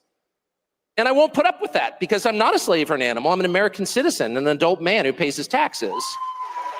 So, you know, I ask people questions for a living, and very often I get answers that I don't care for, that I disagree with, that I think are stupid, but at least they're answers. At least the person responding is treating me like a human being with a soul created in the image of the Creator. He's paying me the respect that every human being is due. When you ask a direct question to someone in charge, you are due. That person is morally bound to give you an answer. He's not bound to agree with you, but he's bound to stop and answer your question. And the left never did that. They would dismiss you out of hand. And we called them woke. And now a bunch of people on the right are doing it as well. You are not worth listening to. Be quiet. And that's, of course, where the impulse to censorship comes from. It comes from the belief that you don't deserve to speak because you're not fully human. They own you. And that's what I voted against above all. I voted against a million different things that I hated about the last administration. Their insane desire to start pointless wars around the world. Come on, man. Their total unwillingness to protect this country domestically, to protect the people who live here, to protect the territorial integrity of the country, bringing in tens of millions of people illegally, giving them free stuff the second they get here, making a mockery of citizenship. I hated all of that. I said shit. Me too. Quantic said, when the left say someone just step up and take one for the team and do it, it means something very different than when the right would say it. Meaning the left want an action and the right want the right want info. Which one is real power? That's a tough question. That is a tough question. I think that, I don't even, maybe I disagree with the premise because I do want action. I want prosecutions. But those prosecutions are based on the information that I'm asking for. So I absolutely want action. But either way, I don't know. What do you guys think? What is the real power? Information or action? And we got a new running poll. Is Trump's legacy destroyed? Answers yes, no, or not yet, but it could. Meaning, like, this could be the start of the fall. And Adam said he'll be reminded as Nixon. I'm kind of seeing, I'm kind of seeing that, because as far as I remember, in terms of his general presidency, I don't think a lot of people say that Nixon was a bad president. It's just Watergate was Watergate, and like before that, we didn't have actually I don't fully know, but at least we didn't have the level of information and reporting and TV and radio and all that stuff to just blow it up like that. Now, everything is a scandal. But back then, any little thing was the end of the world. And it's not looking good. It's not looking good. The second they get here, making a mockery of citizenship. I hated all of that. But the thing I hated most was their total unwillingness to answer any question about why they were doing what they were doing, because it was just too insulting. And every single time I would just feel like raising the middle finger and screaming obscenities, which is not an adult response, I'll concede, but that's how I felt. I mean, when it's appropriate. And I think that's really at the heart of why the Epstein thing is so distressing. I mean, the guy was some weird sex freak who was abusing girls. We knew that. But the fact that the US government, the one that I voted for, refused to take my question seriously and instead said, case closed, shut up, conspiracy theorist, was too much for me. And I don't think the rest of us should be satisfied with that. And by the way, let me just say really quickly, because I was so mad about it that I think I found out part of what's going on. What's going on? I think we are going to find out more. And I think the truth, for whatever it's worth, in case you're interested, is that the DOJ didn't release lots of incriminating sex videos with Epstein and his billionaire pals because they don't have them. They don't have them because when the original search warrant was served, 2007, I think, possibly 2006, I think 7, it was basically designed to protect Epstein. Yup. And so Guamtuk saying the action in this case means 86-47. I mean, I think you could make the argument that if we were in that scenario versus prosecuting people that were on the list, then it seems like there's a lot more power in assassination. I don't know. Hey, shout out to King Nirvana. Welcome to the party. Very good to see you, sir. We are here with Tucker Carlson, and he is dropping bombs. Possibly 2006, I think 7. It was basically designed to protect Epstein. The search warrant was written in such a way to make sure that the feds never got their hands on the actually incriminating evidence. It's another way of saying the cover-up has been going on since 2007, almost 20 years. And so the real question is not, was Jeffrey Epstein a weirdo who was abusing girls? Yes, we can answer that. The real question is, why was he doing this, on whose behalf, and where did the money come from? And those are the questions that need to be answered. Israel, probably, but... And I think it's entirely fair to ask them. And it's not adequate to say anyone who asked them is somehow desecrating the memory of little girls who died in Texas. I'm not going to put up with that answer. I don't care who gives that answer. And that includes Donald fucking Trump. Is not acceptable. And I think the real answer is Jeffrey Epstein was working on behalf of intel services, probably not American. And we have every right to ask, on whose behalf was he working? How does a guy go from being a math teacher at the Dalton School in the late 70s with no college degree to having multiple airplanes, a private island, and the largest residential house in Manhattan? Government dark money. Where did all the money come from? And no one has ever gotten to the bottom of that because no one has ever tried. And moreover, it's extremely obvious to anyone who watches that this guy had direct connections to a foreign government.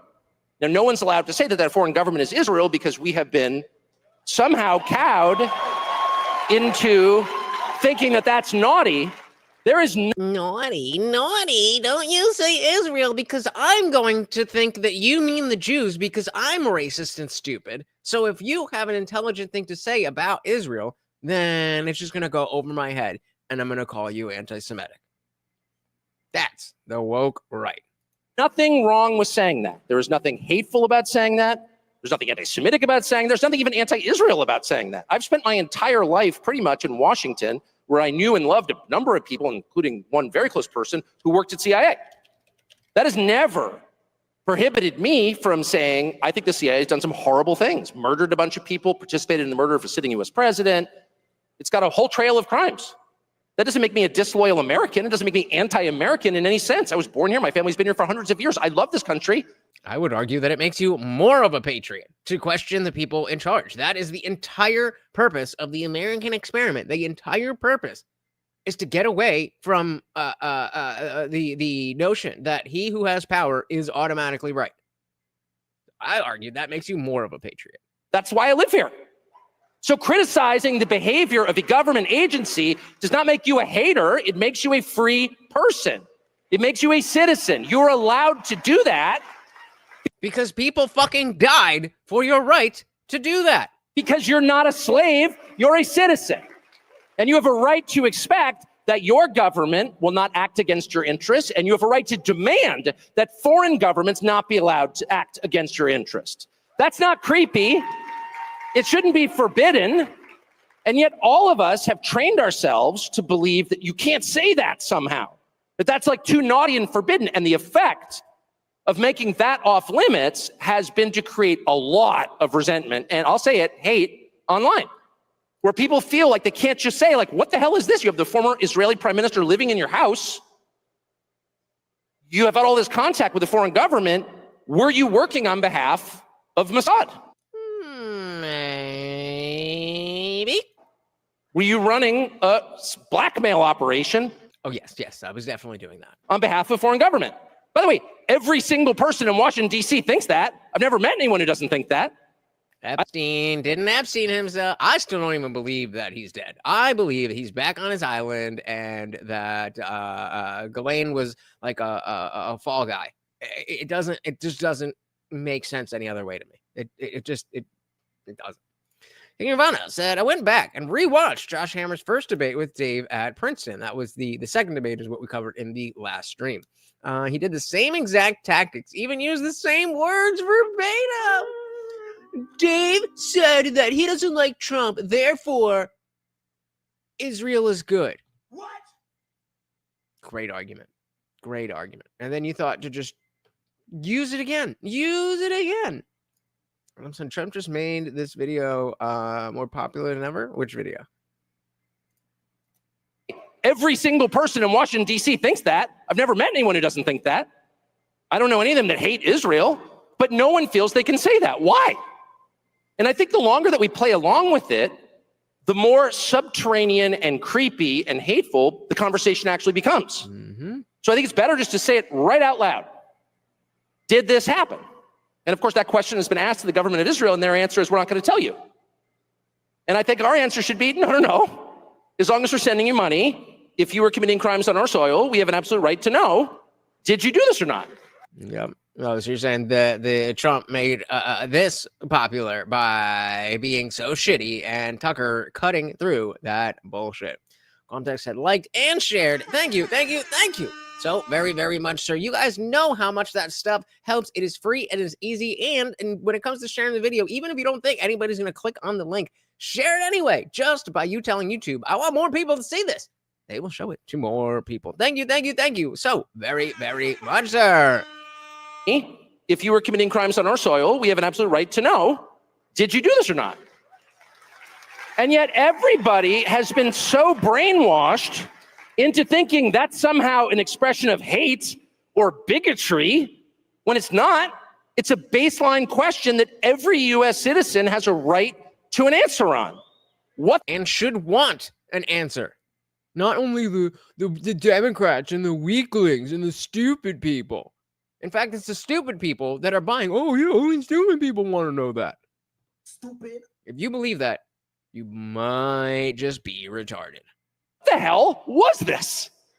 And by the way, if it turns out that it was nothing at all, that somehow Jeffrey Epstein really did earn $165 million giving tax advice to somebody, which is, for the record, a lot more than most people pay their accountants, and that none of this was actually a foreign intel operation, and that there was no blackmail involved, that actually Bill Gates was just hanging on the island because the weather was especially good. No one was videotaped doing anything immoral or illegal, and then that was used against them to get them to obey. If all of that is false, then just tell me how it's false. Exactly. We should be able to track whatever money was moved and all of that stuff to verify what it is that they're telling us. But just like Cash and Cash telling Dan Bongino, trust me, bro. Do you think the FBI, would lie to you? Yeah. I think that's your job. Hey, shout out to Adam with the $2 make you holler. Said thank you for doing this. Well, thank you for being here. And of course, every donation comes with a treat for Morty. And of course, we are adding to the swoggle there. That is 2 out of 15 and 12 out of 50. If you want to see Morty get his peanut butter and you want to see me do some push-ups to get these arms a little bit bigger, make sure you donate 99 cents. We'll do it. Thank you so very, very much, sir. It's them to get them to obey. If all of that is false, then just tell me how it's false. But don't call me a lunatic. And when Fox News runs a piece, as they did yesterday by Hugh Hewitt, saying that anybody who's got even more questions about Epstein is some kind of nutcase with an unhappy personal life, is spending too much time on Twitter in the fervid fever swamps of conspiracies. It's literally the same playbook they used with COVID and everything else. That, this isn't happening. And then, usually they'll move to, okay, it is happening, but that's just one example. And they'll move to, of course it's happening. If you don't like it, then you're a bigot. This is just a twist on it, where they went from, oh, this is definitely happening, and we're going to tell you about it, to, nah, just kidding. If you believe that, what I said, then you're stupid. Not a good plan. Guamda said, I was wrong on Trump and Elon being a play so far. I hope I'm not wrong that Trump going against his own base right now is another 4D chess move. I just can't see the play from this point. My conspiracy brain is usually pretty good at putting these things together, but it's been all out craziness for the past few months. I still maintain the notion that it at least makes sense. I'm not saying I believe that this happened, but I'm saying it makes sense that when the beef was going on, that's when the Teslas were getting blown up, the stock was dropping, all of that kind of stuff. And so I think it is potentially reasonable to say that Elon was like, yo, I gotta distance myself from you. I'm still all about this, but we got to do something. That simple. And now everybody loves Tesla again. But I could also see that, all this time we're talking about Pam Bondi and we got the files, it's on my desk. And then Elon found out that they're not going to drop the files, or there are no files, but they're not going to drop the files. And he was like, no. Just like us, we were like, hey man, we know that, you can kind of skirt the line of ethics and truth sometimes, but it's always in service of bettering America. This ain't that. Matthew said, it may be copium, but I'm hoping this is all a ploy to get people comfortable enough to return to the States so they can arrest them. I'm hoping there's a big player that bailed when Trump got elected, and maybe they're trying to get dude to come back to the States and scoop him up. In reference to the Elon stuff, or the Epstein stuff, or with the immigration stuff? Like, what's all a ploy? Going to say, correction. My conspiracy brain has put something together, but I really hope that's not the case. Let's just say it doesn't look good for Trump. If that's the case, he could be in the files. Adam said, one day, Trump and his administration will cry out, save me! And I will whisper, no. I said, me too. Shit, me too. Yeah, this ain't that. It's fucked up. It's evil shit. evil, evil shit. And I will not let this go. I will not let this go. Now, there could, if it is the case that somehow, there really is no list, then just like Tucker said, I need to see why you were talking about a list for years and years and years and years. And then I need an explanation as to why you thought this gaslighting would be a good idea. And so, like at our poll here, we'll end it there with nobody saying that it did not destroy his legacy. But some of you saying not yet, and some of you saying yes. It could there is a possibility that this is turned around.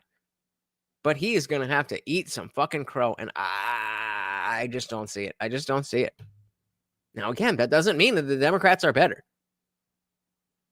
If you think that Kamala would have done anything differently, again, I think you might be retarded.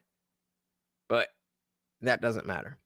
Shout out to United. Welcome, welcome, welcome to the party. Thank you so very, very much. We also got equality and deference because vagina. Welcome, welcome, welcome. Said, liked, and shared. Oh, you guys are making my heart warm with these likes and these shares. You guys know, again, it doesn't even matter if you think anybody's gonna click the link. Just by you telling YouTube, Rumble, X, wherever, that you want more people to see it, they will show it to more people. Thank you. Welcome to the party. Good evening to you. Let's dive right back in. Too much time on Twitter in the fervid fever swamps of conspiracies. Up yours, buddy. Why don't you answer the question then? Don't let anybody insult you, anybody, and I mean anybody, ever get away with insulting you instead of answering a legitimate question. Okay?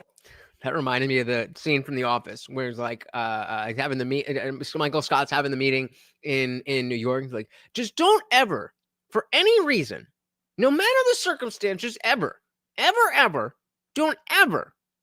Sometimes even if you're anybody insult you, anybody, and I mean anybody, ever get away with insulting you instead of answering a legitimate question. Okay? Ever. And by the I don't know about predetermined, but definitely WWE. way, you will hear certain people say, well, that means you hate the person. No, it doesn't. I've got a bunch of kids. I would never let them get away with that. If I caught one of my kids, smoking weed in the bathroom at my house, I was like, are you smoking weed in the bathroom? Shut up, racist. You hate me. Try that. It's not going to work, but it's worth the try. No, you're my child. I don't hate you. Answer the freaking question. In fact, I wouldn't be asking unless I cared about you. Were you smoking weed in the bathroom or not? Maybe. I'm not the criminal here. Well, depending on the state, neither am I. You seem to be. So I just think it's really important to get into that headspace. And even now, when people talk about this topic, I can promise you, since I spent all day on the phone yesterday on this topic with informed people, they're like whispering certain words. And I'm like, why are we whispering? Why should? Because the FBI is listening and they don't want any of this to get out, Tucker. Come on, keep up, brother. I be ashamed as an American about wanting to know what the hell that just was? Why should I be embarrassed? Because it means you're stupid and you're weak. Didn't you listen to Daddy Trump? If you want to know the answers to these questions, you're stupid and you're weak. Call me stupid and weak. Bad guy here. Why should I be embarrassed to ask what's in this war for us? We got to go to war. Shut up. You're a bigot if you don't want it. First of all, I'm not a bigot. But second, that's kind of not the point. The point is, what's in it for us? Why is this a good idea? Shut up. When did these questions turn into what is a woman? That people are just unable to answer. What is in this war for us? Why are you lying? What is the truth? Where are the names?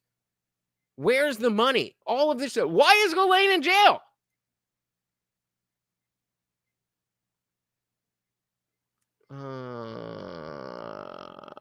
What? I don't know what you're talking about, equality. I think you're making a joke, but I don't get it. It's going over my head. Sorry. The point is, what's in it for us? Why is this a good idea? Shut up. And it's exactly the style of argument that I voted against, and I will never accept it. I don't care who does it. I will never accept that. Give me a legitimate answer, a reasonable answer, a sincere answer, a good faith answer. We may disagree.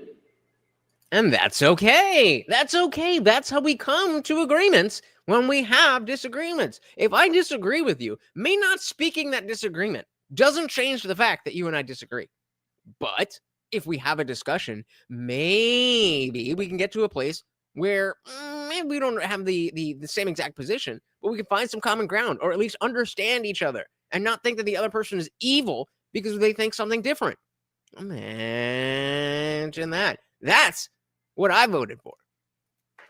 A sincere answer, a good faith answer. We may disagree. You may say, as a good friend of mine who's like totally deranged, but a good person, said to me yesterday, Iran is the biggest state sponsor of terrorism in the world. You know, reading the talking point that apparently everyone, a bumper sticker that is for sale somewhere, I guess. And I'm like, okay, I don't even know what that means exactly, but how many Americans have been killed by Shia terrorism in my lifetime, which is 56 years? I can't think of any. I'm sure there have been some in the United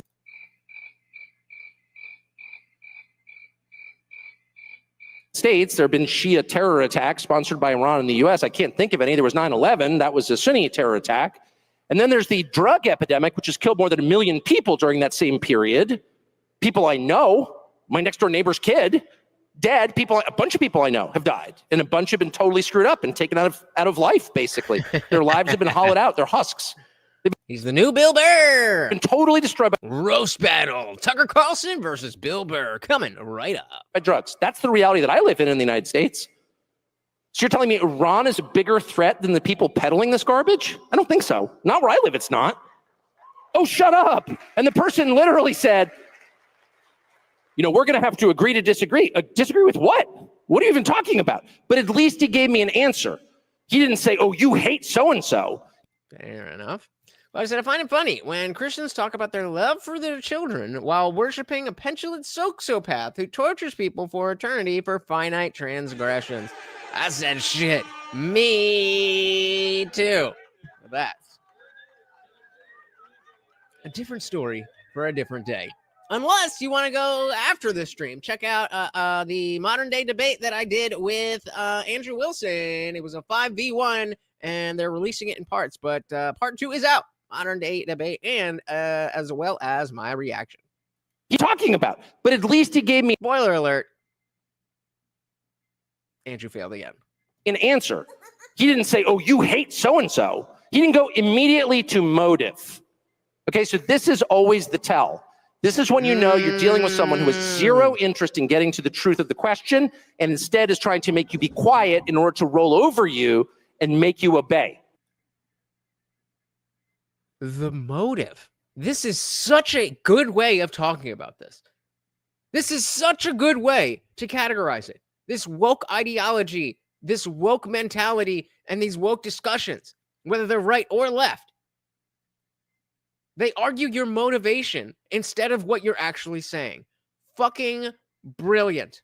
Fucking brilliant. So-and-so. He didn't go immediately to motive. Okay, so this is always the tell. This is when you know you're dealing with someone who has zero interest in getting to the truth of the question, and instead is trying to make you be quiet in order to roll over you and make you obey. And the tell is when they go immediately to motive. Pay attention. If you're doing something else, look at the fucking screen right now. Well, you just hate some group, or you're taking money from some other group. And neither one happens to be true in my case, but I always feel like saying, well, okay, what if I am getting paid? Or what if I do have some kind of creepy bigotry? Which I don't, because I think it's immoral. God created individuals. Each one knows the hairs on your head. Each person has a soul. No person is seen by God as a member of a group. Each person is seen by God as an individual. So I don't like that. And I really don't. I'm not just saying that. And I mean every individual on the planet, regardless of what he looks like or what he believes. That is true. And so let's actually, Quality was saying Christians do this and God and all that. But let's wait. You just said each person is seen by God as an individual. Each person is seen by God as an individual. Now, I don't believe that a God exists. Could there be? Potentially, I'm just not convinced. But that is still a sentiment that I fully back. That each person is their own person, and that individual rights should supersede everything else. That's what this channel is about. Taking these Christian ethics, Christian values, and merging them with what is actually supposed to be for America, and taking out the dogma and opening up the door to people who may not believe in exactly the same thing you do, as long as they're coming to the same conclusion of what should happen and how we should be behaving and how we should run as a society. No person is seen by God as a member of a group. Each person is seen by God as an individual. So I don't like that. And I really don't. I'm not just saying that. And I mean every individual on the planet, regardless of what he looks like or what he believes. That is true of every person. And I sincerely mean that. But even if I didn't, maybe I was some like full wacko. And maybe I was like taking tons of money from some bad country, one of the bad countries you're not allowed to talk about or like. Qatar! That's the most hilarious. Qatar is kind of controlling our conversation. Qatar, evil Qatar. I am laughing. I've actually been to Qatar. It's awesome. Never taken $1 from the Qataris or the Qataris or whatever they're called. It's a great country. Qataris. But whatever. But even if I was like on the payroll of Qatar, which I guess I can't now. But anyway, even if I was, it still wouldn't make the question any less relevant. Why is this a good idea? What's in it for me? And their refusal to answer that question lets you know right away that you are not dealing with a person of good faith. You're dealing with a propagandist who is trying to control you. And or somebody who has been controlled by a propagandist and now is woke. Guys, don't forget, this new top fans thing is pretty cool. You get experience points. I think they do this on Twitch, right? So shout out to Adam for being the number one. I don't like calling you guys fans. I feel like that's weird, but based on them, number one fan. Says, tell that to Corey Comparte. I wonder what he would think of Trump now. Corey died protecting his wife and his kids and wife because of Trump. And I have to believe that a family man, at least partly, was there because of Epstein. Rolling over in his fucking grave. Person of good faith, you're dealing with a propagandist who is trying to control you. And I would say at exactly that point, that's when you say out loud, I know who you are. This is all fake. You can't even answer the question. You're trying to make me shut up because I'm a bigot, like the liberals did 7 months ago. And that's why we voted them out. So I'm not putting up with that. I voted against this and I won't tolerate it. Well, Adam's got 150 right now. Adam's got 150. Matthew's got 125. It doesn't show the actual names. It just shows your thing. Is that Holly? Holly has 75, along with Guamtech TV. King of is at 50, and United also at 50. And yes, the super chats and super stickers absolutely add to it. And that's why we voted them out. So I'm not putting up with that. I voted against this and I won't tolerate it. So the second point I would make, before maybe taking a couple of your hostile questions, I hope about Qatar, is I was brooding about this today. What about the Epstein story is so uniquely infuriating?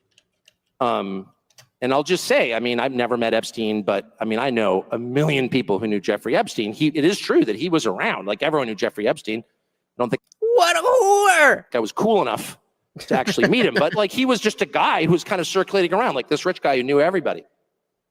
What is it? And everyone knew he was a creep, but then there are a lot of creeps in that world. Just telling you what you probably know already. What is it about Jeffrey Epstein that's so infuriating to people, so infuriating that it's actually causing seismic political problems? And I hope that they'll address it and it'll get better. I mean, it's not complicated. It's not complicated. I don't know what he's going to say, but it's not complicated. The reason this is such a big deal is because this is the crime that is, regardless of your faith, regardless of your politics, that we can all agree that this is among the worst possible things that you can do on this earth. And he has done those things and included our leaders and celebrities that we look up to and whoever the fuck else. We don't know because they won't tell us. And society is just supposed to run like normal. And it is. The world is run by child sex traffickers. Full stop. That's why it's a big fucking deal. Yeah, Matthew said this is the O.J. Simpson murder of our generation. I agree. Let's see what Tucker says. Why it's such a big Creating that it's actually causing seismic political problems, and I hope that they'll address it and it'll get better. I really do. But what is it? I'll tell you what it is. It's the frustration of normal people watching a certain class of people get away with everything every single time. Bingo. That's what it is. Bingo. And that drives me absolutely bonkers. By the way, it's one of the things that bothers me about immigration. You know, as someone who got arrested in Syracuse, New York as a kid because I had an expired driver's license and brought to a cell. Very true. I've also been luckily they just gave me another ticket, but I got pulled over when I didn't realize my license. I think it was expired. It wasn't suspended. It might have been suspended. Either way, it was not valid, and you know that was an issue. I had to pay money for that. But these people are just coming across, nope, asylum, or if they change the laws, they're like, oh, I've been here for 15 years. Fuck that. Adam said, I am from the future. It didn't get addressed. Now rich pedos do it openly. I kind of don't see how we don't get to that place. Think about anything else that was uncouth for a politician or a world leader to do. All of those things are now in the zeitgeist of what is okay to do as a leader. And I don't think that stands for very long. We talk about the fourth turning. We talk about the end of the empire, and we've definitely crossed the Rubicon. Someone who got arrested in Syracuse, New York as a kid because I had an expired driver's license and brought to a cell. I'm watching people come, that actually happened. I have done time. It does change a man. Yes, I joined a gang. But I watch, 60 million people come into the country illegally or overstay their fake refugee status or whatever. I mean, the whole thing's a scam. And they get housing vouchers and free education and free cell phones and plane tickets. It's like, wait a second. Not only are they not getting punished for breaking American law, as I would and have, they're being rewarded. They're getting rewarded for it. And what happens when you have a reward for doing a thing? Does that happen more or less? That thing happens more or less when there's a reward? The unfairness of it drives you crazy. And it's particularly galling in the case of Jeffrey Epstein and the whole constellation of people around Jeffrey Epstein, all of whom seem to be getting away with scams. And how do you know they're getting away with scams? I'll tell you how, because they're useless and they're rich. True. But yeah, Adam is spot on. I've been talking for a fucking minute about how the whole atheist versus Christian thing is a little squabble because it's going to be the secular world, which includes Christians who live in America and the Western world, versus the Islamists. And trust me, they care more about their message than you do about yours. Trust me. So how do you come to a place where some of the least impressive, most useless people who have no actual skills become billionaires? Loser. How's that legitimate? It's not, but that's America. By the way, if you ask this question, at least in Washington, it's like, oh, well, yeah, it sounds like you're a socialist. Sounds like socialism. Yeah, okay, I'm a socialist. Is it though? Oh, come on. Is it though? Socialist now. All right. I was a Qatari agent or a bigot. Now I'm a socialist. All right. That's the thing, is that when you see that, again, they attack motive instead of the argument, just, going back to Bill Burr, take the Bill Burr approach to an argument. He was talking, he has this bit about when he's arguing with his wife, and they're very good at just, throwing a little thing here and there, that makes you just flip out, and then they get the high ground. Like, why are you yelling at me? He's like, when she starts talking about how you're balding and your dick's little, just sit back, sit in the pocket, dodge that shit. You've already won. You've already won. Here, just, yeah, okay, I'm a socialist. What does that change about my argument? Nothing? Oh, okay. Leaving aside my committed socialism, can you answer the question? How did Bill Ackman get $9 billion? Bill Ackman, a pretty impressive guy? I know Bill Ackman. No. Bill Ackman's like well-connected and super aggressive. That's it. And I think, well-connected, super aggressive people deserve a fair living like everybody else. But if you're accruing $9 million just because you're willing to do anything, I don't know why we have to pretend that's good. We shouldn't. We've got a side question. Well, let me just make sure what this is. Not much, but breaking news. Attorney General Pam Bondi fires Maureen Comey from her job as top DOJ Manhattan prosecutor, the daughter of James Comey, per Politico. She was responsible for prosecuting Jeffrey Epstein and Ghislaine Maxwell. We can't have that now, can we? We can't have people actually doing the law, right? Because then everything will fall apart. Because you're willing to do anything? I don't know why we have to pretend that's good. How did Epstein get 4 Gulf Streams? How did he get an island, a massive ranch in New Mexico, the biggest house in New York? Like, what is raping children? That? Like, at some point, the basic economics really matter. And they matter because, not that it's bad that rich people are getting richer, it's bad that everyone else is getting poorer. And it's especially bad that young people can't afford homes. Let me just put a very precise point on this.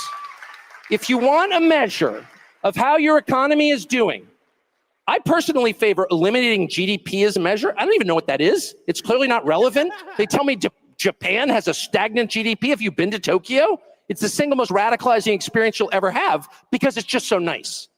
Cities can be like this? No, I've never been, but I've seen pictures and videos, and Tokyo looks like a great place. I was gonna ask a question, but I forgot what it was. Know what that is? It's clearly. If you want a measure of how your economy is doing, I personally favor eliminating GDP as a measure. Okay, so I don't remember exactly what I was going to respond to what he said, but interesting that he takes a very what's the word? I don't know, but just the economic angle. Well, the economics, that it's not fair. That's why people. I don't know about that. I think it really is about the fact that he was selling children to be raped to our leaders. Just saying. Side note or side question. Do you guys think, because now we heard Charlie Kirk talking about raising wages when he was talking with Tom Homan, and now we're hearing Tucker also talking about how kids can't afford housing. Not to say that they don't discuss these things, but I wonder how much of the fact that they're at a student action summit means that, like, oh, we should say something about that. Because I don't know. The talk of young people not being able to afford things is not typically a focus for them. You know what I mean? Am I making sense? I don't even know what that is. It's clearly not relevant. They tell me Japan has a stagnant GDP. Have you been to Tokyo? It's the single most radicalizing experience you'll ever have because it's just so nice. You lost the war. Really? Can we lose a war and wind up like this? GDP. No. Yeah, right. Maybe we should let Iran build a nuke and drop it on us if we could turn into Tokyo. I don't know what even that is. The total economic activity. Oh, no. Well, he said, economic ignorance is bliss. And as somebody who is enjoying that bliss, I agree. My measure is really simple. I got a bunch of kids. Can they afford houses with full-time jobs at like 27, 28? And the answer is no way.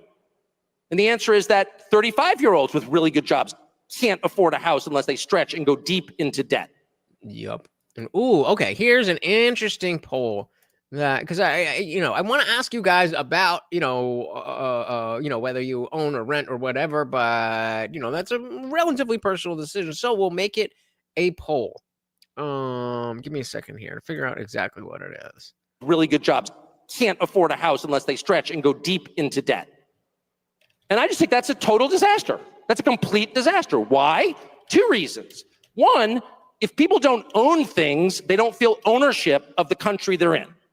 And the country gets super volatile because people feel like they've got nothing to lose. When you have a lawn, trust me, you're thinking long term. Second, it's really hard. Long term. It was right there. It was right there. We call it thinking long term. If you got a lawn, you're thinking a little bit more. You have a lawn, trust me, you're thinking long term. Second, it's whoa, United. That same what's her name, Maureen Comey. She also covered Diddy. Can't have that. That probably means that there's people implicated in the government that were at Diddy parties as well. When you have a lawn, trust me, you're thinking long term. Second, it's really hard to have a family without a house. It is. It's like super fun to live in an apartment if, there's like a bar downstairs, you're in a cool neighborhood. I'm in East Village. It's so cool. Try to have 3 kids. You're not going to have 3 kids there. You can't. Nobody wants to raise their kids in that neighborhood. Nobody wants to raise their kids in an apartment. People do it because they have to. Nobody wants to. People want a little house, not some McMansion, just a little normal house. That is the actual American dream. And that is what is totally unattainable for young people. Mm-hmm. And so the only young people in general that you will ever meet who have houses are young people whose parents help them. And God bless their parents. That's a perfectly great thing to do for your kids. But most people's parents can't afford to do that because they're already in debt from their pointless college degree. Yup, college is a scam unless you're going into STEM or something that needs a specific degree. So, our new poll. Could you afford to buy a home at 30 years old, whenever that was or is? So for everybody who's over 30, just use the yes or no. And if you're under 30, there's 2 options. That you're not 30 yet, but you think that when you are 30, you will be able to afford to buy a home, or that you won't be able to afford to buy a home. Let me know. But most people's parents can't afford to do that because they're already in debt from their pointless college degree. Shout out to Papa Lutch, who definitely could afford that. Love you, Daddy. Adam said, this is not a binary issue, but Trump used it for what it was worth. But this involved children, and I cannot look past that. Said shit. Me too. I think that was the miscalculation. That everything else, it's like, all right, maybe, we can make this into not big a deal. Not this. Not this. It just doesn't. It's not going to fly. Quality said, yes, technically. So you were able to. So what does that? Does that mean you didn't buy a home, but you could have bought a home? Parents can't afford to do that because they're already in debt from their pointless college degree. So that is a national emergency. And I know that there are certain cable channels that are spending all this time talking about, they're about to elect a socialist in New York City, which obviously I'm opposed to it. He's not even a real socialist. He's like a trainee vax, rich kid liberal guy. Yeah, but like they're already so down bad that it's like, let's just let them put the socialist in, hit rock bottom, and then we can fix New York City again. Like we did in the 70s, or since the 70s, rather. Mom Donnie. He's a fake leftist, but whatever. Why do you think that's happening? One of the reasons it's happening is because normal people with normal jobs no longer believe they can win in this system and that all the money is going to the worst people. And no one even stops to ask, what the hell is going on? How did Bill Ackman get so rich? I mean, I know he went on CNBC and talked down Herbalife. Bet against companies by driving down their stock prices. That's what he's been accused of. I'm not accusing him here because he's sue me if I do. I'm just suggesting others believe that might have happened. Okay, so clarifying, because Equality said, my dad and I had a business where we owned a couple of houses we rent. It's not really what I'm talking about. I'm talking about you living in a home that you own. He's already threatened to sue me for saying that. But there are plenty of people who do that. And I'm not saying even that it should be illegal. What I'm saying is that our leadership class should say something about it and should assign a moral value to it. And if you're getting rich by loaning money to people at incredibly high interest rates, that's something you're going to have to talk to God about. Sorry, I couldn't help myself. I couldn't help myself. That is not good. That is not virtuous. That's disgusting. And the fact that nobody feels free to say that, nobody feels like you can just say like 30% on a credit card? Why is anybody paying a credit card bill? I said to somebody recently, I feel like I'm very moderate and sensible and, well, yeah, that's what they used to call it. It was forbidden. Usury. I said to someone recently, you know, we really need a political party where people just like, it's the, hey, I'm not paying my credit card bill party. And let's just bring down Citibank. Just not permanently, maybe permanently. But what credit card debt is the single biggest cause of human suffering that I'm aware of in the United States. It's not Iran. Iran's not doing that. Oh, you, a tool of the Ayatollah. No, I'm actually Episcopalian, not Shiite.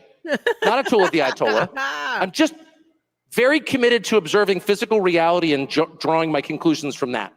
I mean, you still believe in God, but, you know, again, a conversation for a different day. So, Claude's saying, if the question was, could you own a home, then affirmative. Yeah, could you afford to buy a home at 30 years old, whenever that is or was? So we have 3 votes right now, but everyone is saying yes. So I'm going to assume that's from the older people. Because I could not even, I couldn't afford a home now. Like, I'm renting from Papa Lutch. Very committed to observing physical reality and drawing my conclusions from that. I'm what we call a physicalist. I believe in the things right in front of me, the things I can touch and smell. Oh, do you? You wouldn't make a special plea for anything that you can't see and touch? Nothing at all, Tucker? There's nothing at all that you can't touch or see that you believe in? I'm trying to keep the religious stuff out of it. But, like, when it's this blatant, like, come on. And the people I can touch and smell are suffering not from Iran, not from Qatar. They're suffering from their credit cards and their inability of their kids to buy a house. Yeah. I don't think Dan Crenshaw is sold on this. Dan Crenshaw believes our threats are in other countries. Okay, they may be. But how are they bigger than credit card interest? So I suggested this person, who's a really good guy. I was like, hey, why don't we start, I'm not going to pay my credit card bill party, or I'm not going to pay my mortgage.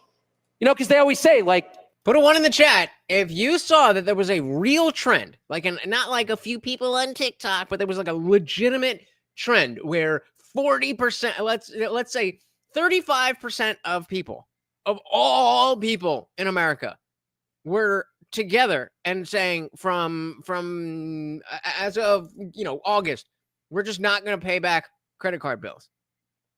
Put a 1 in the chat if you'd be like, well, fuck it, they can't get us all. And put a 2 in the chat if you're like, nah, I'm gonna pay my bills. I'm gonna pay my bills. What is SQ? SQ side question? Side quest? America funds NATO. It is our money being laundered to fund Ukraine.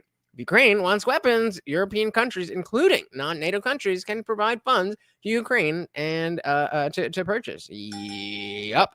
And that's why, you know, the big, beautiful bill, while there's a lot of money going to ICE that I think we need, there's more money going to defense and military that I don't think we need.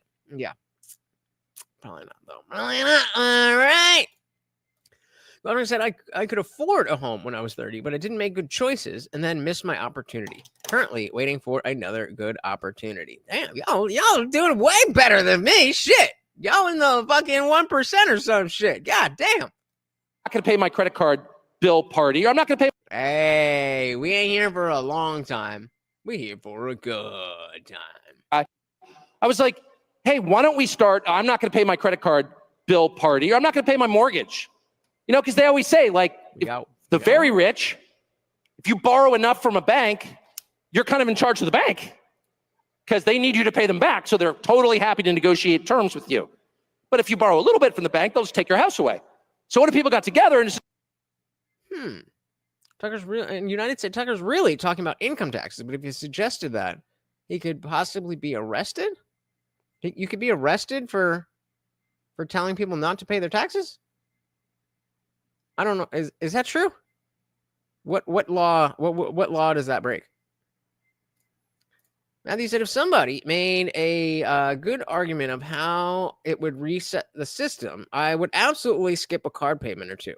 Not the mortgage, though. Not rolling the dice on that. Fair enough. Fair enough. Quality said,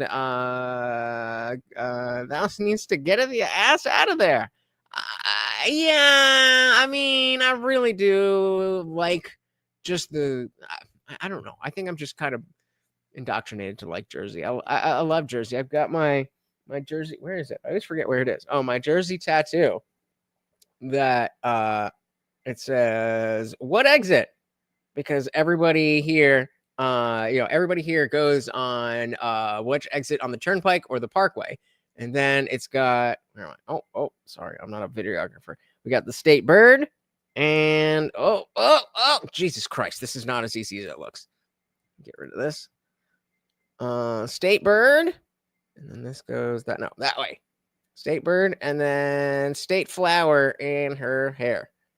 Do I remember what they are? No, but NJ all day, baby. NJ all day.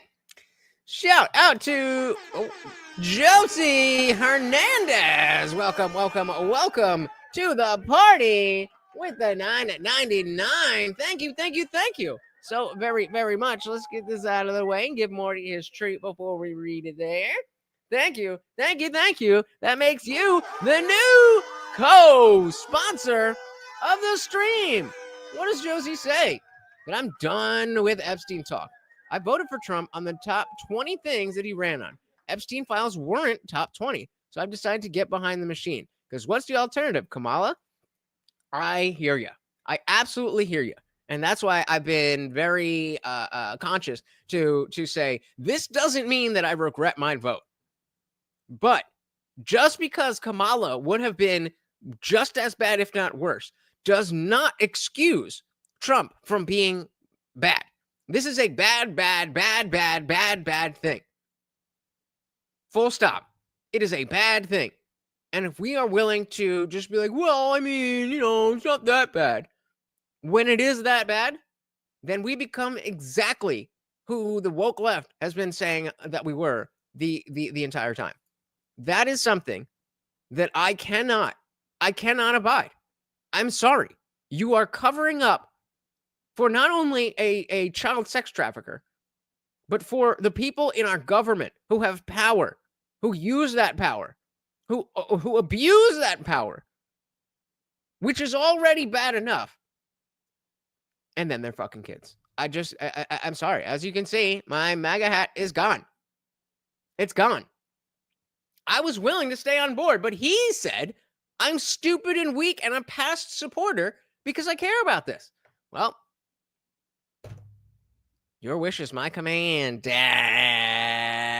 Trump. But welcome to the party, Josie. Thank you so very, very much. We also got Mara in the building. Welcome. Mara, Amanda, whatever you like. Welcome. And our boy, Indie The poll comment, I bought my first house at 22 for $56K. It's worth $250K. Yikes. I mean, good for you, but yikes for everybody younger. And that's why I'm surprised to see that I think most of you are older than me, but a decent amount of you are right in the, I think a decent amount of you are under 40. We only got one person saying that they couldn't afford a house at 30. I sure as shit could not afford a house at 30 or 35 for that matter. But welcome to the party. Adam said the election is over. This is not a left-right issue. This is about kids and transparency in government. We gave him the power to expose it all. Dilly fucking dilly, sir.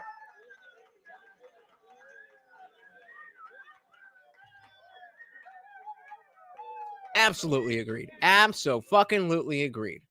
United said, I was part of a conversation recently where it was proposed that suggesting it as a protest is possibly determined inciting insurrection. It would be sedition, not insurrection, as Tim Pool loves to talk about.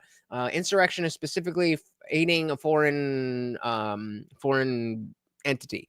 So that would be more sedition. But I mean, is it worth it? I mean, talk to the founding fathers. They fucking blew that shit up. They were colonies, and then they were not.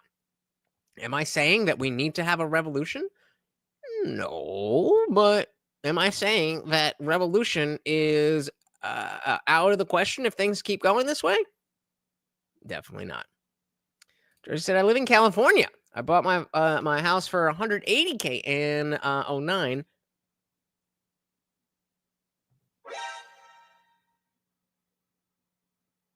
It is now worth more than 3 times as much. What? Yeah, I said I bought my house in 06 when I was 23, by the way. Probably couldn't afford the same place now. Yep. I can't imagine. Like I like, what did you say? 23. You said, okay, I don't have 180K. But I mean, like I could. So if you don't mind me asking, any film, what would be the down payment? What was the down payment on this? If you don't mind. If you don't want to, that's fine. United said anyone who says Epstein files cover up is not important violates the victims over again. Tend to agree. Equality said, I think the state flower here in Kansas is the sunflower. Oh, that's nice. We have, yeah, I don't remember what it is. Nor the bird. I think it's I want to say it's a finch or a swallow. I don't remember. Equality then says principles matter. Well said, Dilly. Fucking Dilly.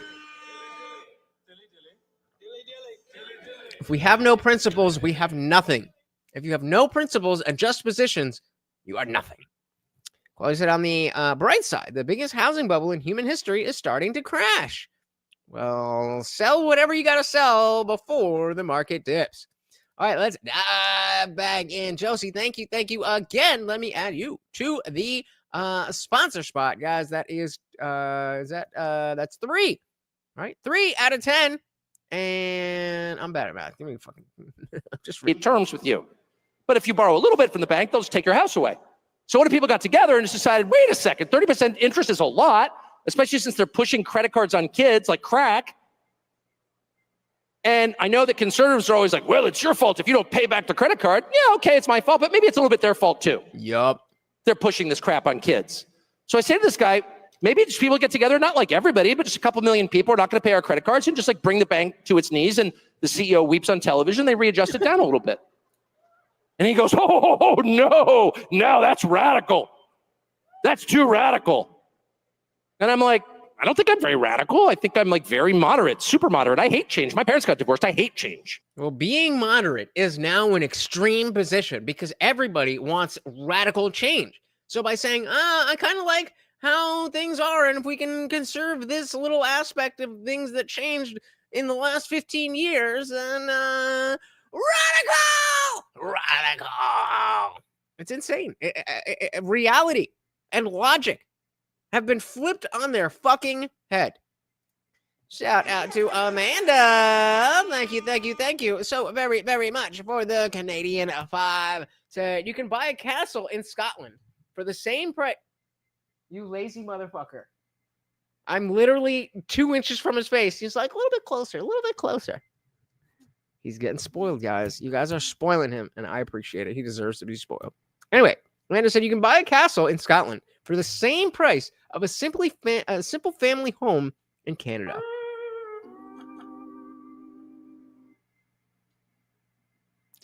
This is a very important reason why talk of income inequality needs to not just be exactly the opposite of what Tucker is saying and be like, oh, you're a racist, you're this, you're that. Shut up. I don't want to talk about it. We need to talk about the actual issue of income inequality. Because the conversation as it is oh, just tax the rich their fair share, blah, blah, blah. If that's the whole conversation, then nothing's ever going to get fixed. We have to acknowledge that there is a problem there, and that it's not something about redistributing wealth, but there is a problem to be solved. Fuck you. Fuck you. You just walked in with no money and was like, I'll take that one. They're like, you own this now. What? Oh, hell no. That's so crazy. That's so crazy. That is not a world I ever lived in. I think we put 10%. But by the way, I bought my second house when I was around 30 for $120. Well, that house is probably worth over $600,000, but it had an addition put on. Well, yeah, if you're spending money to add on. But so 10% 50, bro.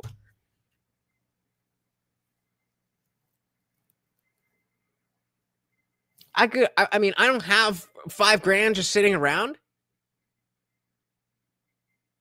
but I could sell some crypto. I could get $5,000 without. And I'm not talking about Papa Lutch. I'm talking about Lutch.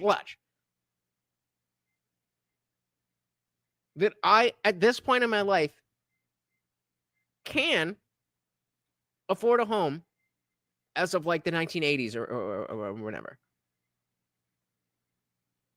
But in 2025, it's absolutely not even in the cards. So he said it had an addition put on it.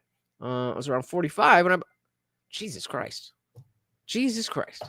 This is the problem with, Gen Xers looking at millennials like, oh, you're just lazy and you're broke and you're buying your avocado toast and your Starbucks. It's like, yeah, because this shit doesn't exist anymore.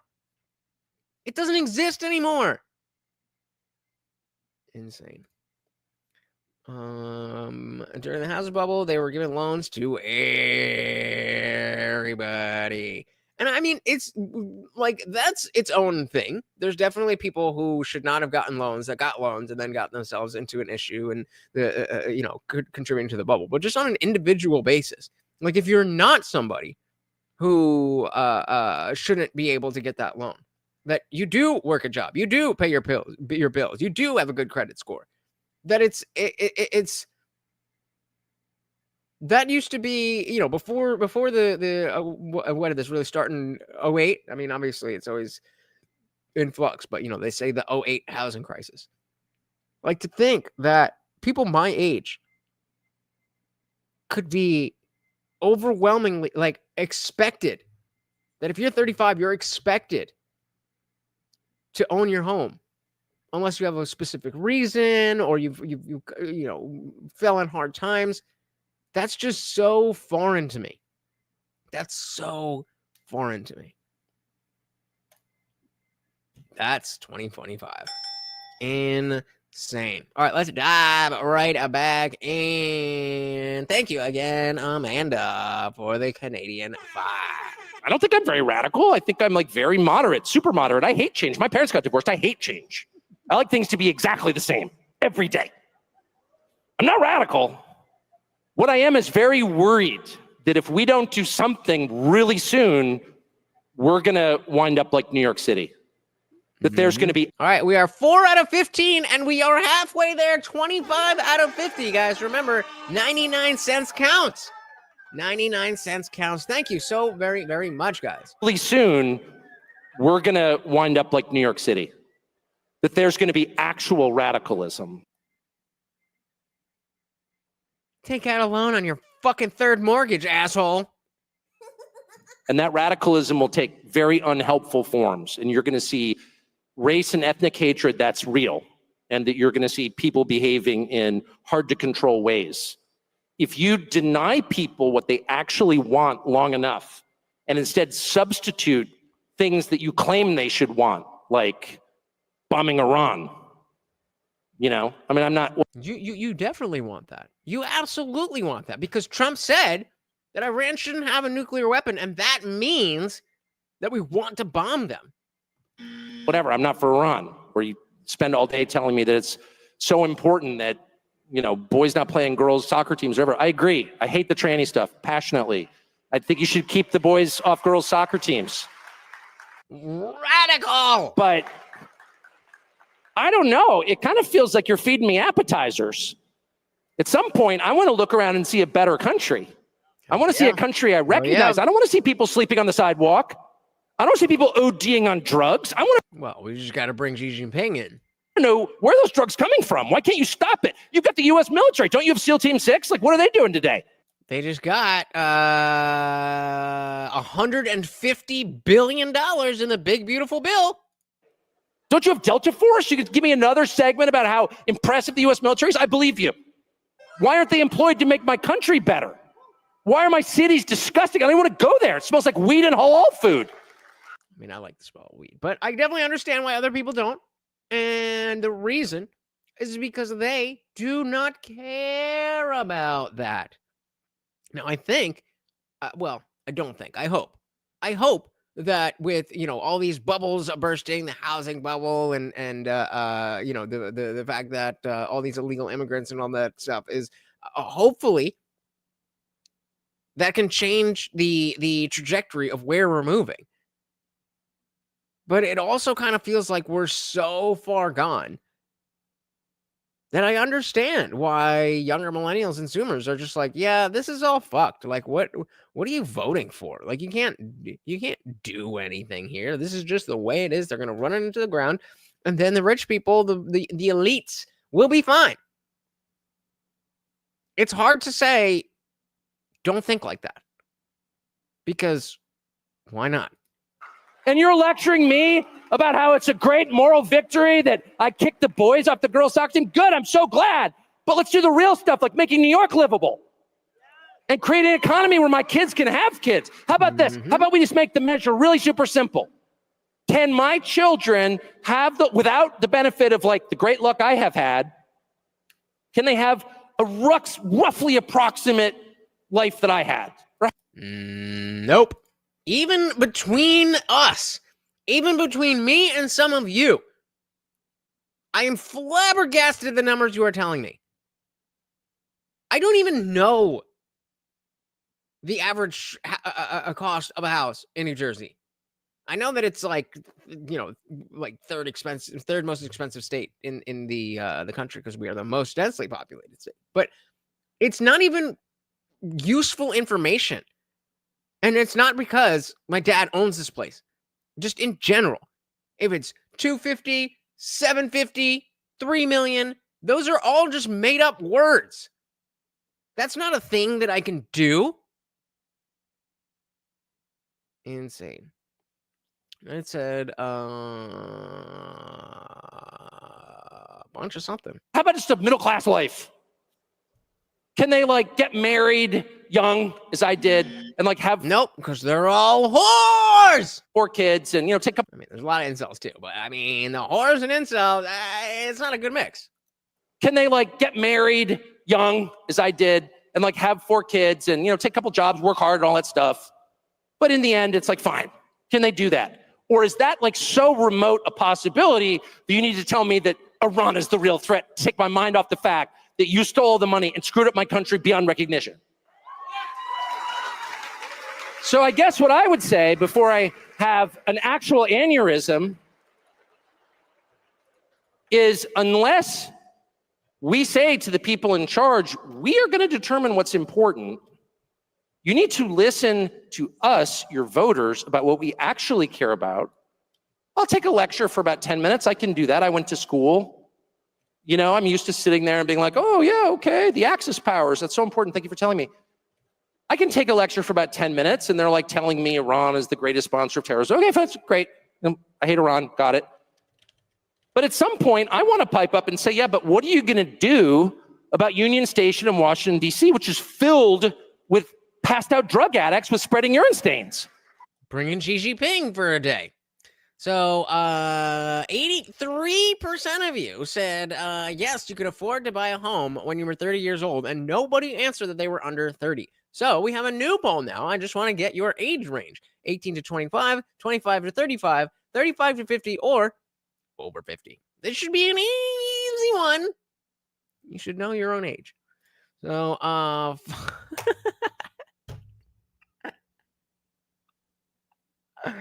so,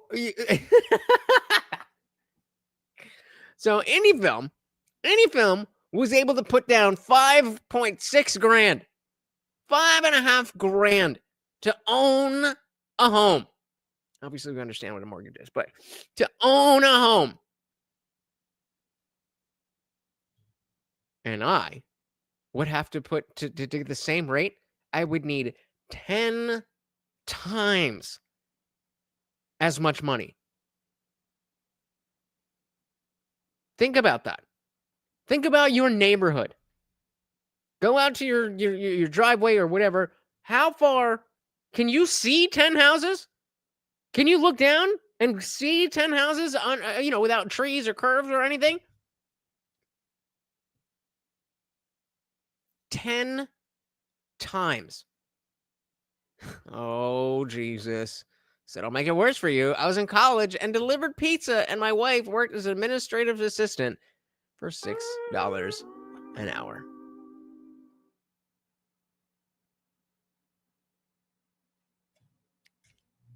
I make $2.13 an hour.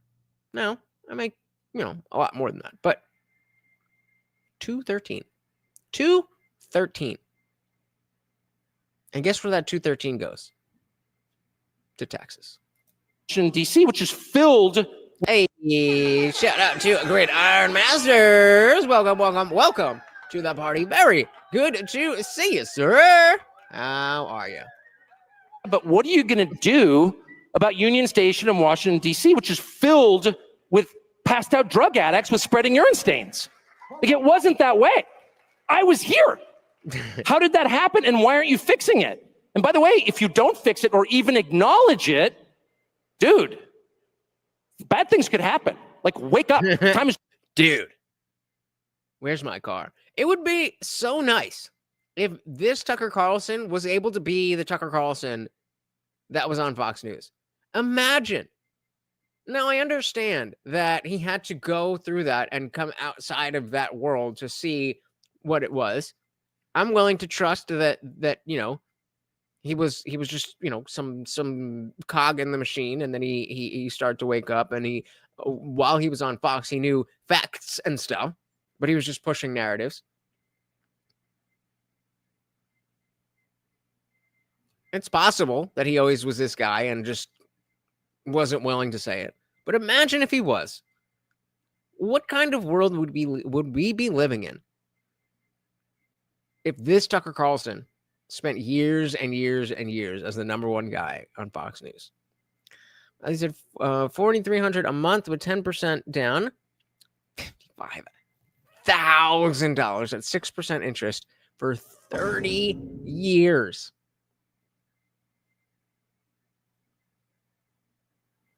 Attainable. To wake up out of your freaking fantasy world where you think telling the rest of us to shut up is enough. If you keep doing that, this could go in dark direction. So I think it's so important for every person to look around and make your own decisions about what's important. What's important to you? Oh, come on. Family, community, capitalism, meritocracy, tradition, those types of things. The American identity. Around you in your life, what do you see in your family, among your friends, in the town that you live in that's going wrong? Those are the biggest problems. Not what some shill on television is telling you your biggest problems are. He can shut up, but he won't. But look around. Hey, shout out to Craig. Welcome to the party. A dark day indeed. Welcome to the party. Very good to see you guys. And thank you guys for all the likes. Very much appreciated. He can shut up, but he won't. But look around. What's the biggest problem in your life? And if you're burdened by a car loan or some credit card payment you can never actually make, if you can't afford to make the full payment on your credit card 2 months in a row, that's a crisis. Now, if you're spending way out of your range, then that's more of a you problem. But the world, as we've just seen, has become not so super affordable. Okay? That's a crisis. If you're in the hole to DraftKings to a point where you can't pay. Mm-hmm. And that's why I say you don't need God to live the American way. It may help. It may be the reason some of you are living the American way, but there's a lot of people who are not living the American way because they think that either you're a Christian and you live the American way, or you're not and you do whatever the fuck you want. Not sustainable. Not sustainable. Okay? That's a crisis. If you're in the hole to DraftKings to a point where you can't pay. No, I'm serious. These are huge problems, and most of them are money related. But that's a good example, the DraftKings thing, because I when with my COVID money, I was in a position where I'd first understood the notion of money sitting in a savings account because of, again, all the types of things that we're talking about. That money just sitting in a savings account is essentially evaporating. And I was scared of the stock market because I just felt like there's too much, Washington corruption. And then, a lot of people were talking about Bitcoin, a great hedge against inflation. And so I made a pretty significant investment into Bitcoin at the worst possible time in 2020. But, 5 years later, we got some doubt. And, I'm holding on to that because that's everything. That's everything. If I didn't have that, if I had gone, I meant to say, when I was, I had that money and realized that the just having it in a savings account was stupid, and the options were, the stock market or crypto, and I didn't really like the stock market, or sports betting. I was like, I've been watching UFC and I'm pretty good at this. I feel like I could make bank. Luckily, I decided not to do that. But it is, at the end of the day, all of this stuff comes down to personal responsibility. But you kind of have to give credence to the fact that, like, when it's right there, and they're using bright colors and notifications and all that stuff, there is an effect. Does it supersede that individual responsibility? Absolutely not. But it is a factor to be discussed. Oh, Andy fell.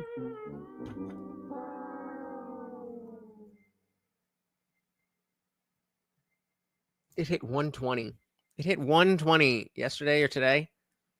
But, I mean, a lot of people talk like that. We're like, oh, I had Bitcoin way back then. And the people who, like myself, who own it now, I'm like, oh, man, you would have been. There's no fucking way you would have ever anticipated that it would be at $120,000 per Bitcoin. So I think that's a smart investment.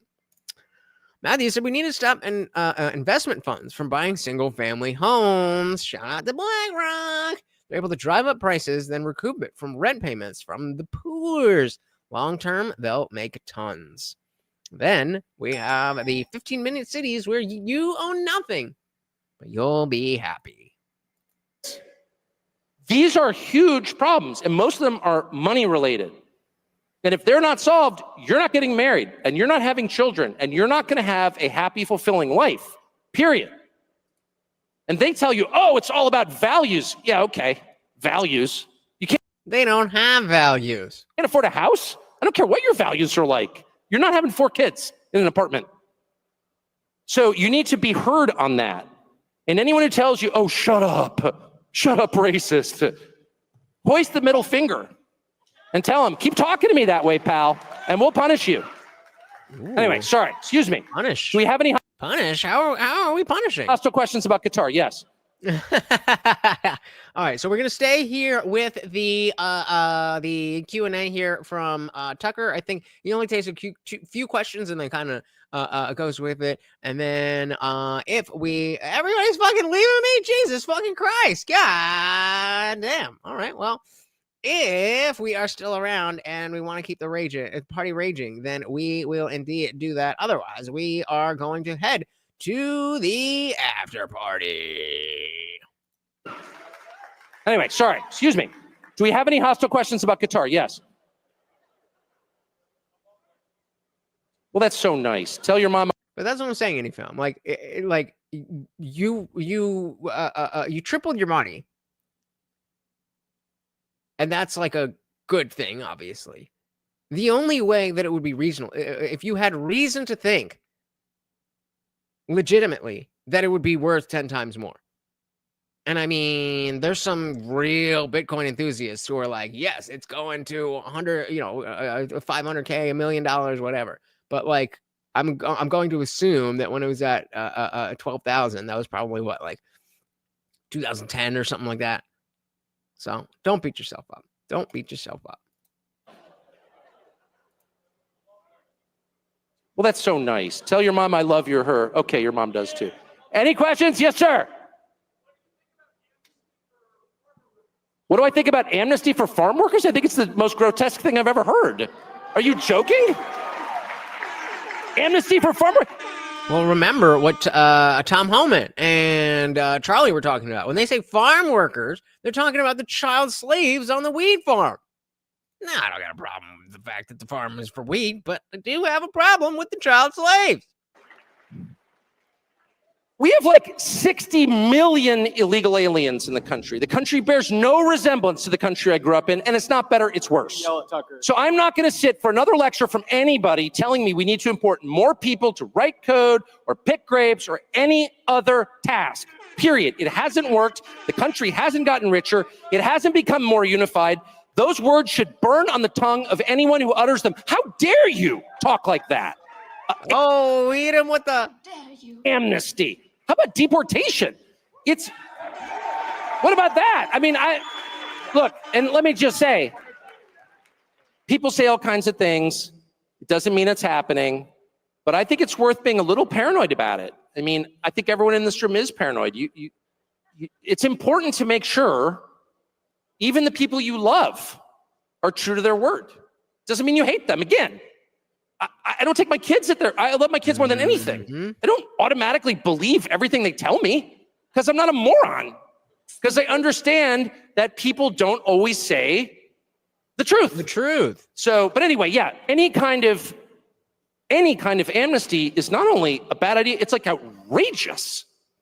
Anyway, sorry, I've been told to take the mics. I'm sorry, I know you guys have good provocative questions about Qatar, but I've been asked to talk to this guy. How you doing tonight, sir? I'm spun up, baby. First off, and more ways than one. All right, so okay, you guys are not significantly, but a significant amount of you are older. Because I'm 35, so if you're in 35 to 50, you're probably older than me. And if you're older than 50, you're definitely older than me. Damn, you get some young blood up in this shit. I'd like to thank you for coming to this event. I'm 20 years old.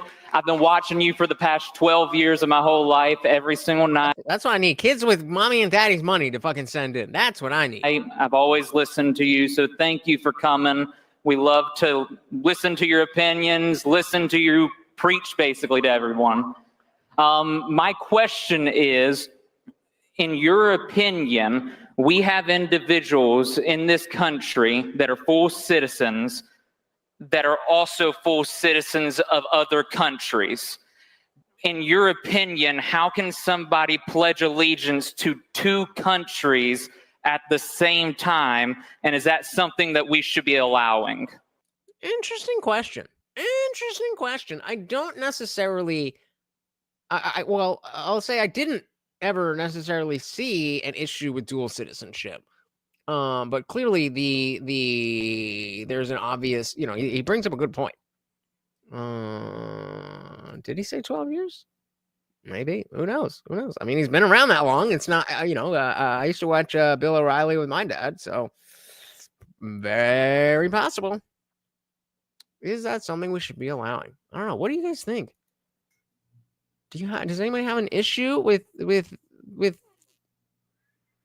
dual citizenship? Because it's not typically like, and it doesn't usually have to do with like illegal immigrants and stuff like that. Let's see what he says. I mean, I think your question says it all. Obviously, that's absurd. I quote the New Testament, but I also refer to common sense when I say that no man can serve two masters. It's not possible. I only have one wife for that reason. You say to your wife, I'm going to take another wife, but I'm going to love you just as much. Nothing's going to change. My wife's going to look at me like, no, that's one wife. Because you can only really pledge your loyalty to one person or one country. That's just a fact. And there's also a sense, and this is right, but with Israel, like there's a lot of conflict that has to do specifically with Israel, specifically with America, and specifically with America and Israel. So like, let's say you're fucking from Greenland. If you're born here, you live most of your life here, and then you meet some chick on vacation, and you're like, I'm going to go live with her in Greenland. What is the actual reason that we would say, okay, you can do that, but you have to revoke your American citizenship? I'm not saying we should or shouldn't. I'm just asking, what is the justification to say that must be how it is? And Milton said, I'm a big fan of Ireland, and I have Irish descent, and I've been looking into dual citizenship, but I totally understand the idea that you can't have allegiance to both countries. True, but, well, what exactly do we mean by allegiance? Because again, if we're not in a situation where like the countries are at odds, then it's not an either or type of thing.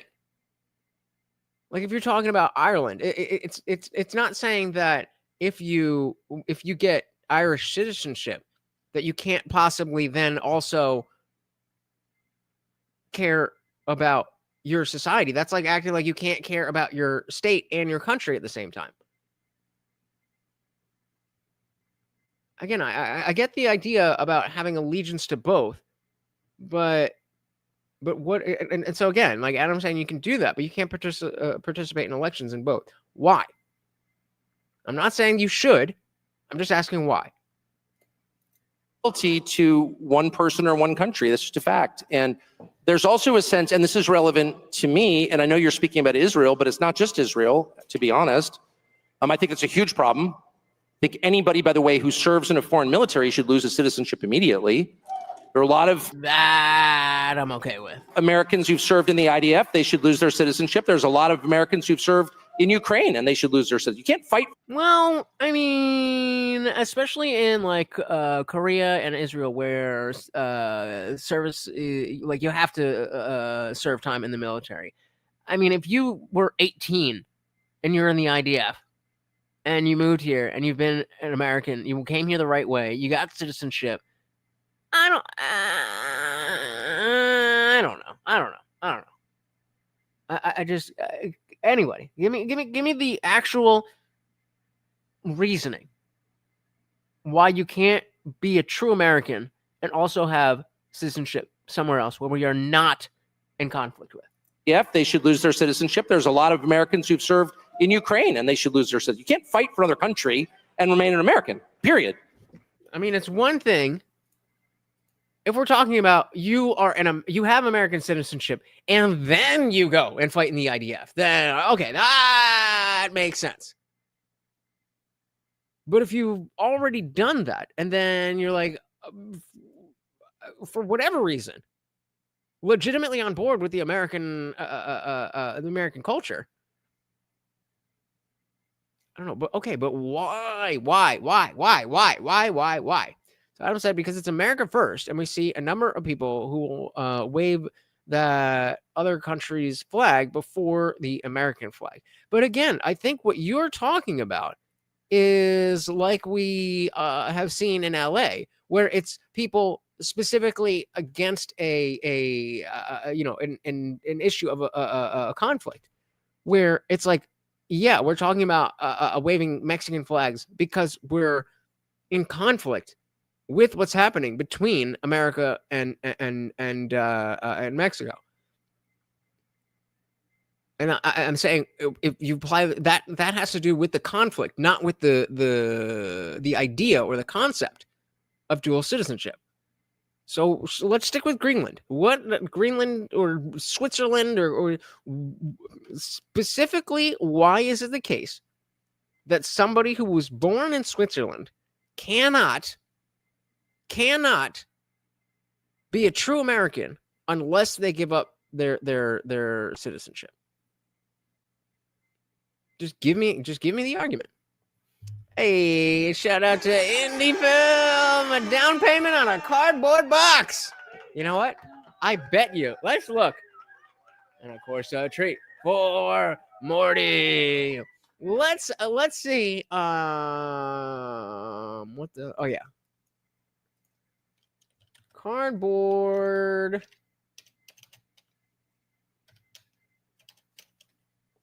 Cardboard box. How much does it cost? Put a 1 in the chat if you think this is enough to buy a cardboard box. Put a 2 in the chat if you think it's not.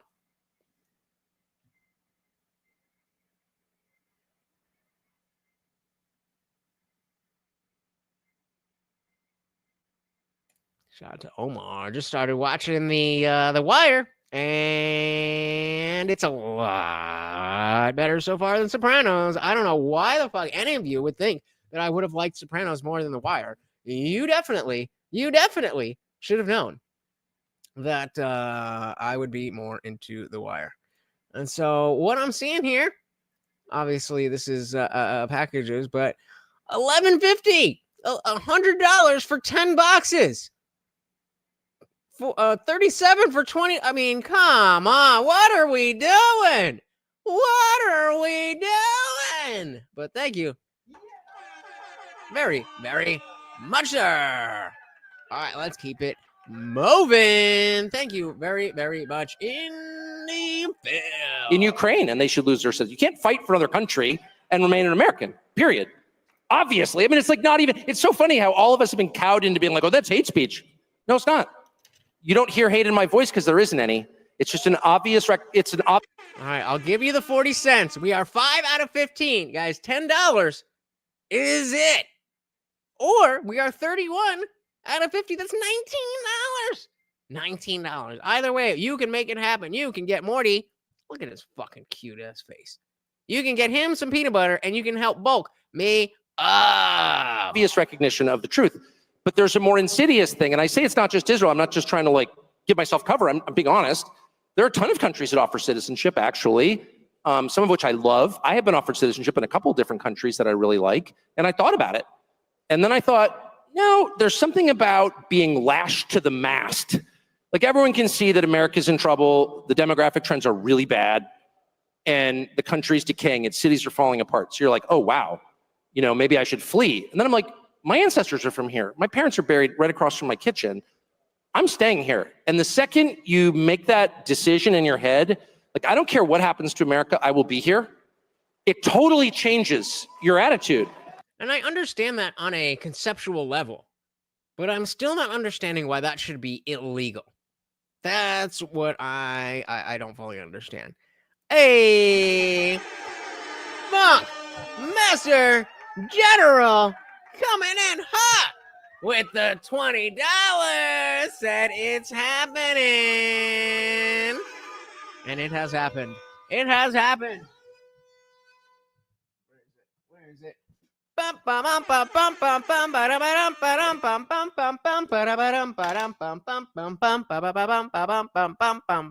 So I think usually what I do is, you know, when I finish up this much peanut butter, I'll save it and give it to him. But I have maybe 10 plus of these where the, you know, like up to here is just lick clean, and he tries to get into the bottom. So we got some more peanut butter to give this overlord.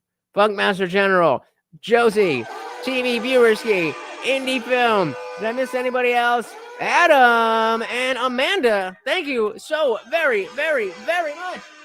We have hit the swole goal. Yeah.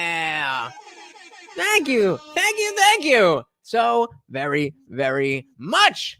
And that means I guess I gotta do some push-ups. Oh man, I really thought I was gonna get out of doing these push-ups tonight. But don't forget, guys, we are not done. Even though the goal is met, every $2 is another push-up.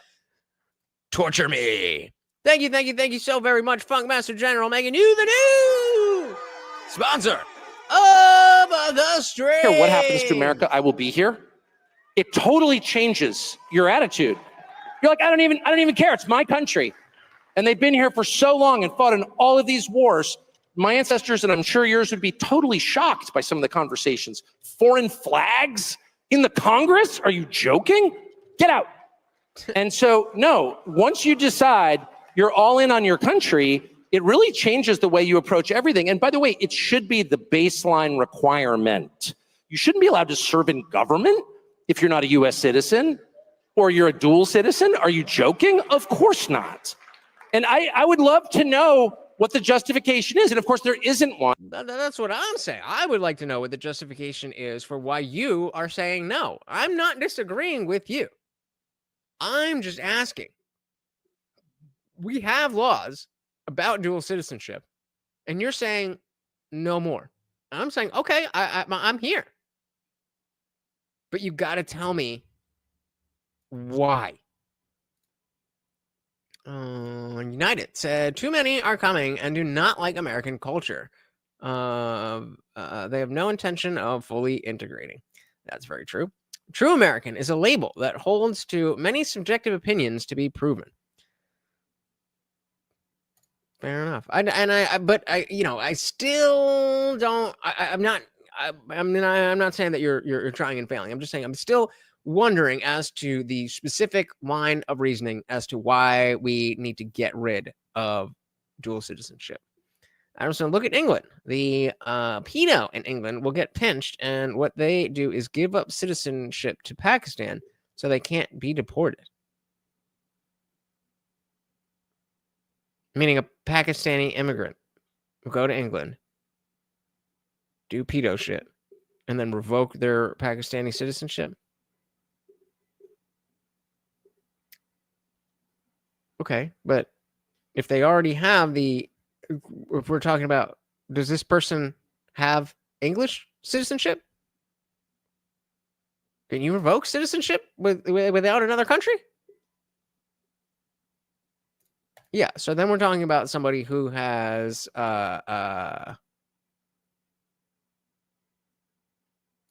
someone, we get pinched, and what they do is get it. Okay. I mean, I can see the abuses. Just sounds to me like we need to focus on it not being abused as opposed to getting rid of it entirely. Because I'm sure if we looked at the numbers, then the overwhelming majority of dual citizens don't cause an issue between the countries that they are citizens of. Just saying. Let's talk about removing Rosie O'Donnell's citizenship. I am down with. And which is why they're allowed to just write you off as some sort of like freak, some internet freak, hater, Nazi, whatever. I'm not. My question, though, is would that person actually get citizenship in the U.S., or is that more an implication of the U.K. as opposed to dual citizenship? Some sort of like freak, some internet freak, hater, Nazi, whatever. I'm not. Just an American who loves my country, and I think it's fair to demand that the people running my country love it every bit as much as I do.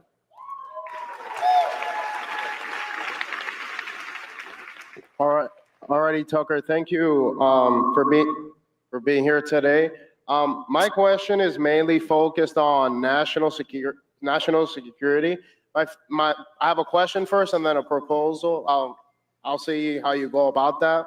Now you're freaking me out. You got a Rumble hat on. I love you already. All right. I'm going to stop and have an Alp, which is America's premier nicotine pouch. Go for it. All righty. So I was born in Cuba. I came at the age of 2. So I can attest to the fact that the socialist experiment doesn't work at all. Yep. And that America is the best country in the world. Yep. So I agree. I'm a U.S. citizen, and I'm very proud of that, and that's why I stand for my country every day. But I have a question specifically about national security. All right, hit me with it, baby. No preamble. Just go right to it. You can't scare me. So, for example, I would say that the head of the snake for a lot of the spying that goes on in the United States is Cuba. For example, we've found evidence that Venezuela, Nicaragua, like all the issues. Just ask the question. With immigration are because of the socialism going on. Why are you writing stuff in your phone to bring up to the microphone and then going off and just read what you wrote down? Nicaragua, like all the issues with immigration are because of the socialism going on in Latin America. Yes. And Cuba's an outpost for human trafficking, drug trafficking. We have Chinese spy bases on the island. We had Russian missile testing under Biden. And then on top of that, Cuba doesn't even recognize Gitmo as American territory. So my question for you is, what should the United States stance be on Cuba and the liberation thereof? And my proposal is, if you're willing to do some sort Nobody fucking cares about what you think. Ask the question and step the fuck away. of documentary on Cuba, and if I could help you out on that. Well, I always appreciate the offer of assistance. I would say we've had a Cuba embargo. So the revolution was 1959. So that was, well, 60. Could that really be 66 years ago? That's crazy. And we've had an embargo for much of that time. And you just said yourself, it hasn't worked. It hasn't liberated Cuba. The same regime is in charge. And it is still, working to undermine the interests of the United States. So what we're doing isn't working. I think that's a good place to start. So I know from living in DC that whenever someone tells you like, it's not working, we need to double down on it, they're lying. So I think we need to reassess, are sanctions really the answer? And if so, tell me how that's worked. Second, I would say, I'm sure everything you say is true.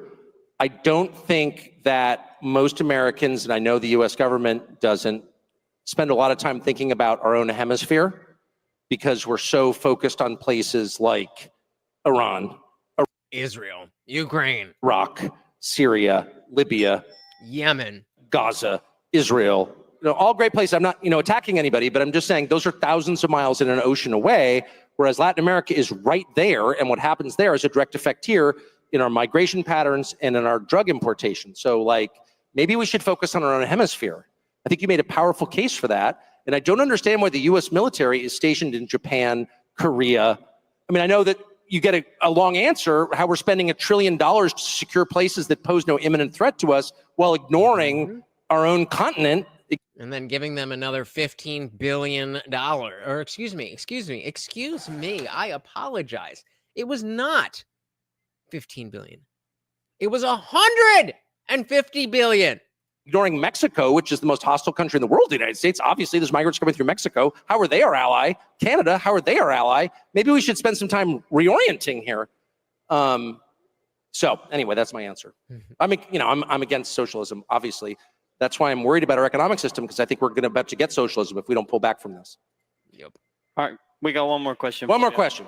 All right, one more question. If you guys want, right now we've got 2 votes for the after party. If you would like to go back to the Tom Homan Q&A, then make sure you get your vote in. I'm a big fan. I would love to work for you. I did give my resume to Steve Bannon. It would be hilarious if you two fought over me. I'm just saying. That would be great.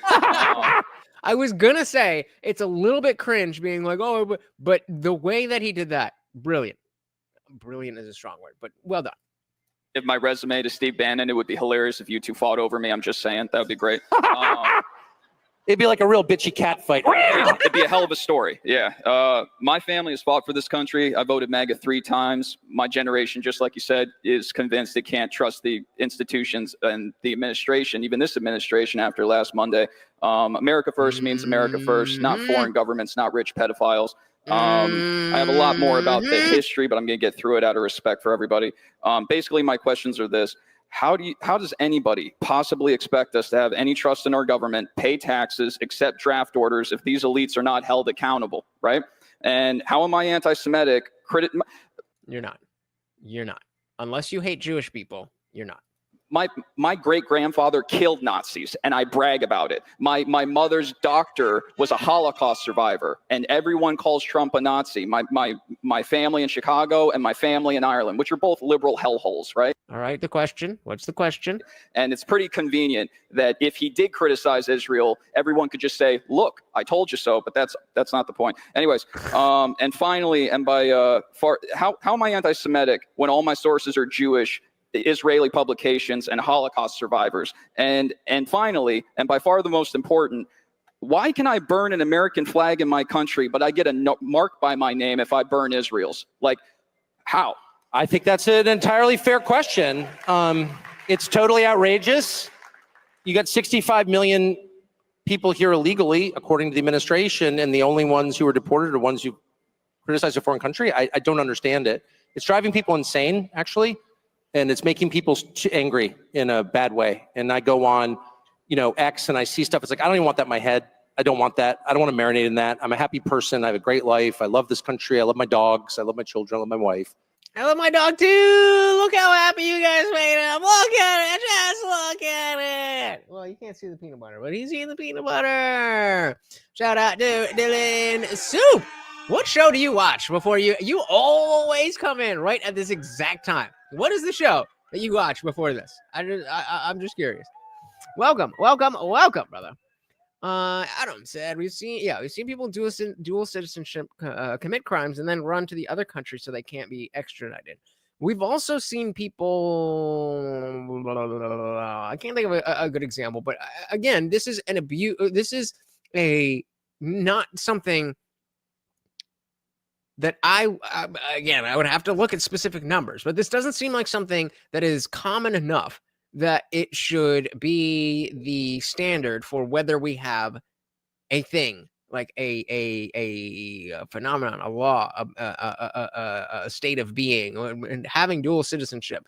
Most people don't do that. And so is it reasonable to say, well, because a couple people have done, I don't know, a couple, but because a few people have done this, or a very small percentage of people who have done this, we no longer have dual citizenship? Maybe your answer is yes. I don't know. But it just seems like it seems like a strong response. I mean, I don't know. It depends on, like Andy Film was saying before, he's got strong Irish culture and wants to be a part of that. And I highly doubt that if Indie Film were to get Irish citizenship and then we were to go to war with Ireland, like I don't know Indie Film that well, but I'm pretty sure he would take America's side. I don't know. We're gonna have to sit on this one. In that, I'm a happy person. I have a great life. I love this country. I love my dogs. I love my children. I love my wife. Guys, our poll is at 50-50. We got 4 votes. 2 people have not voted, and you could be the tiebreaker. And you go online, and people are so mad. Or if we get late enough, it might have to be based on the super chat. I mean, I've never seen anything like the rage online, and I get it. That's the worst part. I get it. This is, people go crazy after a while if you totally ignore their. We'll do that shit before the stream, motherfucker. No, I'm just concerns. If you call them names rather than answering their questions, I really think we need to agree, and this would include the Department of Justice, which is running around, it's got task forces attacking, it's like, stop. What matters in this country is not what religion, ethnicity, race you are, it's whether or not you're a U.S. citizen. Citizenship has to be the thing that holds us together as a country. We're all Americans. And this continuation of identity politics is the most destructive thing we can do. We are all the same under the law. There is nobody, rich, poor, no matter what your religion, what your color, who's held to a different legal standard. Oh, honey. Oh, is that what you really think, Tucker? That the laws applied equally to all people? Come on. Yeah. In case you missed it, put a 1 in the chat if you have not seen the Truth Social post that Trump did about his past supporters, which I have now apparently, because of him and his words, I have become a past supporter. So that anybody who cares about the Epstein stuff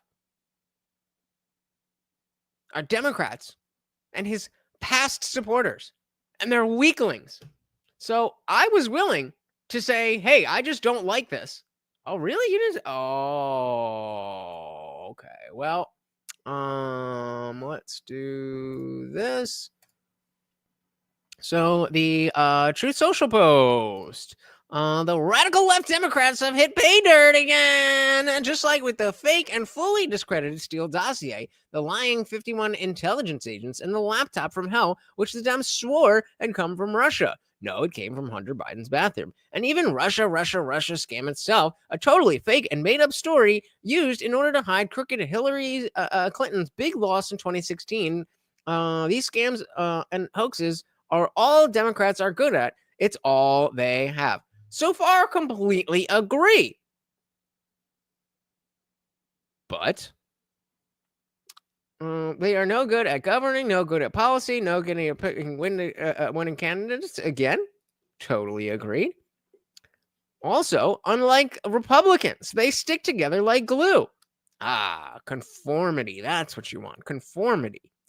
Their new scam is what we'll forever call the Jeffrey Epstein hoax. So now he is trying to tell you that just like the laptop, just like Russia, just like the 51 intelligence agencies, you're silly if you believe in this. Their new scam is what we will forever call the Jeffrey Epstein hoax, and my past supporters have bought into this bullshit hook, line, and sinker. They have learned their lesson. They haven't learned their lesson and probably never will after being conned by the lunatic left for 8 long years. And I've had more success in 6 months than perhaps any president in our country's history. Again, I don't disagree with that, but I still care about Epstein. Perhaps our president and all these people want to talk about with strong prodding with the fake news and the success-starved Dems is the Jeffrey Epstein hoax. Let these weaklings... Now, okay, you might be accurate physically when it comes to me, but fuck you. Let these weaklings continue forward and do the Democrats' work. Yeah, because apparently, according to Donald Trump, exposing child traffickers, that's Democrat stuff. Don't even think about talking about our incredible and unprecedented success because I don't want their support anymore. Careful what you wish for. You asked it. Now you got it. Now, again, I have to unfortunately articulate yet again that does not mean that I regret my vote. That doesn't mean that I think Kamala would have been better. As Adam said, the election is over. Kamala who? I'm talking about you fucked up. You fucked up. And now you want to call me stupid and weak? Not going to happen. Not going to happen. And I was saying, so what did I say? I was like, damn. I was willing to wait and see what played out. But if you're going to say only past supporters are people who know there's a list, then tune in at 8 p.m. Eastern tonight as I remove my MAGA hat from the studio. Didn't have to be like this, Donnie, but you ain't going to punk me. Sorry. You made your bed. Now lie in it. Oh, my goodness. Yep, take a break, Mort. Funkmaster dropped another $10. Said you are kind of a weakling. That's why you need 5 more push-ups. Oh, man. Oh, God. All right. Fair enough. Rules is rules is rules. Another 5 push-ups. Thank you so very, very much. Out sponsoring yourself. Rich, poor, no matter what your religion, what your color, who's held to a different legal standard, period. That has to be the rule, or else this country will fall apart into warring tribes. My email is ryanscottcasey@gmail. If I could send you my cover letter, I really... Ryan Scott Casey, ladies and gentlemen, thank you. Thank you. That's it. Oh my goodness. So Dylan saying, I don't know why Trump, what? Go eat your fucking peanut butter. This spoiled piece of shit. He was like, is there more? Is there more? No. If they do more, then I have to do more push-ups. You want me to do push-ups? Yeah, you want me to be healthy? Oh, what a good boy. Okay, here. There you go. Dylan said, I don't know why Trump now decided to aim his target at on his supporters. It's like he wants to be. It wants it to be harder. Yeah, I for him. Yeah, for both of us. For both of us. For us and for him. It's making this a lot more difficult than it needs to be. Unless he's in the files. They, well, I mean, they've been threatening him for a decade. So that can't be it. I don't think he would be in the files like that. But what the fuck do I know? Make another, give me another reason why any of this makes sense. Adam said Trump doesn't want the Dems to use it, then. Trump doesn't want the Dems to use it, then. Trump doesn't want the Dems to use it. What? I don't know. Punctuation. Avim said Trump did make a statement that all evidence should be released, period. But this post does not sit well with me. Me neither. That's why the hat is gone. For real. Like, I was like, okay, I really, really don't like this. But this is politics. You're not going to love everything that your leaders do. And he has done a lot of great things. And outside of this, he may very well be. Probably is the best president in all of our lifetimes, you old fucks. But none of that supersedes protecting a child trafficking ring populated by our leaders and celebrities. I'm sorry, not sorry. Tucker ran off stage like he had to whiz pretty bad. I would not be surprised. I would not be surprised. What is it? What? True. Very small number of people commit arson. And then I don't know what you get. You guys hear something?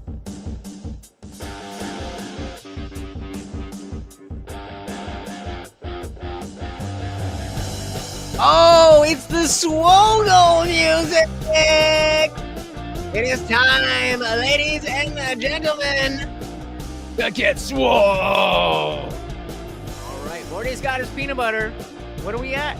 So we're what? We did 7? Keep track. And then you gave another 10, all right? So that was 61. We round down, baby. 30 push-ups. I could do 30 push-ups. So let's fucking go. Let's fucking go. Guys, pay yourself. You paid me. Now it's time to pay yourself. We all win when we stay active. Let's do it. Let's do it.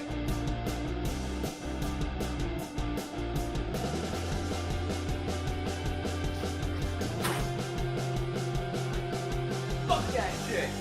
30 push-ups. Let's fucking go.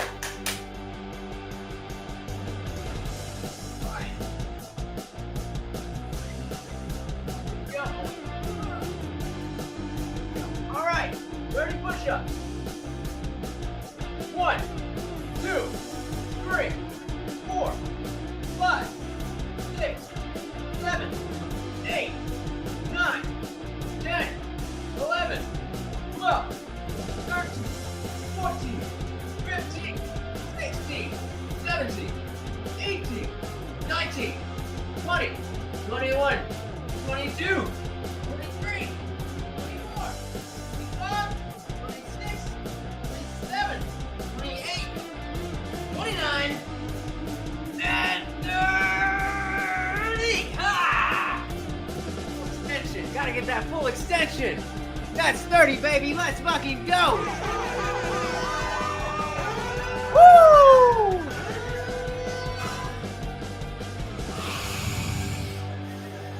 Look at this. Look at this. What is that? What is that?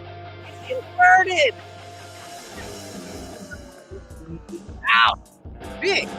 A big shout out to all of the donations. We had the viewerski, Adam coming in hot, Josie with the $10, We had Amanda with the Canadian 5. Indie film with a down payment on a cardboard box. And of course, Funk Master General. Thank you so very, very much. Oh my goodness. Yeah, right? If I could do that, I would be rich. I would be, I'd be like, all right, stream goal, 5K, and I'll drop the Epstein files. You would pay for that. You would pay for that. Guys, thank you. Thank you so very, very much. Come on, here. Be on the screen. There we go. Thank you guys again. I don't see anybody in the after party, but I'm hoping that because you guys voted for that I will see you momentarily in the after party. Thank you so very, very much for hanging out, guys. You know that it means the world to me. I know you could be doing anything in the world, yet you are here hanging out with Morty and myself, and especially those of you who donated, and of course, our disciples, members of the channel. Thank you so very, very much. You know, we are building something here, and like I tell you all the time, we are much closer to the beginning than we are to the end. So if you are new here, make sure you subscribe and ring the bell so you never miss a party. I'm live every Monday, Wednesday, Friday, 8 p.m. Eastern, and sometimes whatever I want. That's what I'm saying. If you wouldn't pay $5,000 for the Epstein files, then what the fuck? You must be in it. them. Thank you guys. Once again, get on the fucking thing. We gotta do the thing. Here. Come on. Hey. Let's go. Up. There you go. All right. Once again, guys, this is Morty the Overlord, and I have been your host, aka the Indian Jesus, here to resurrect the second coming of common sense. Until next time, guys, we are out of here. Peace.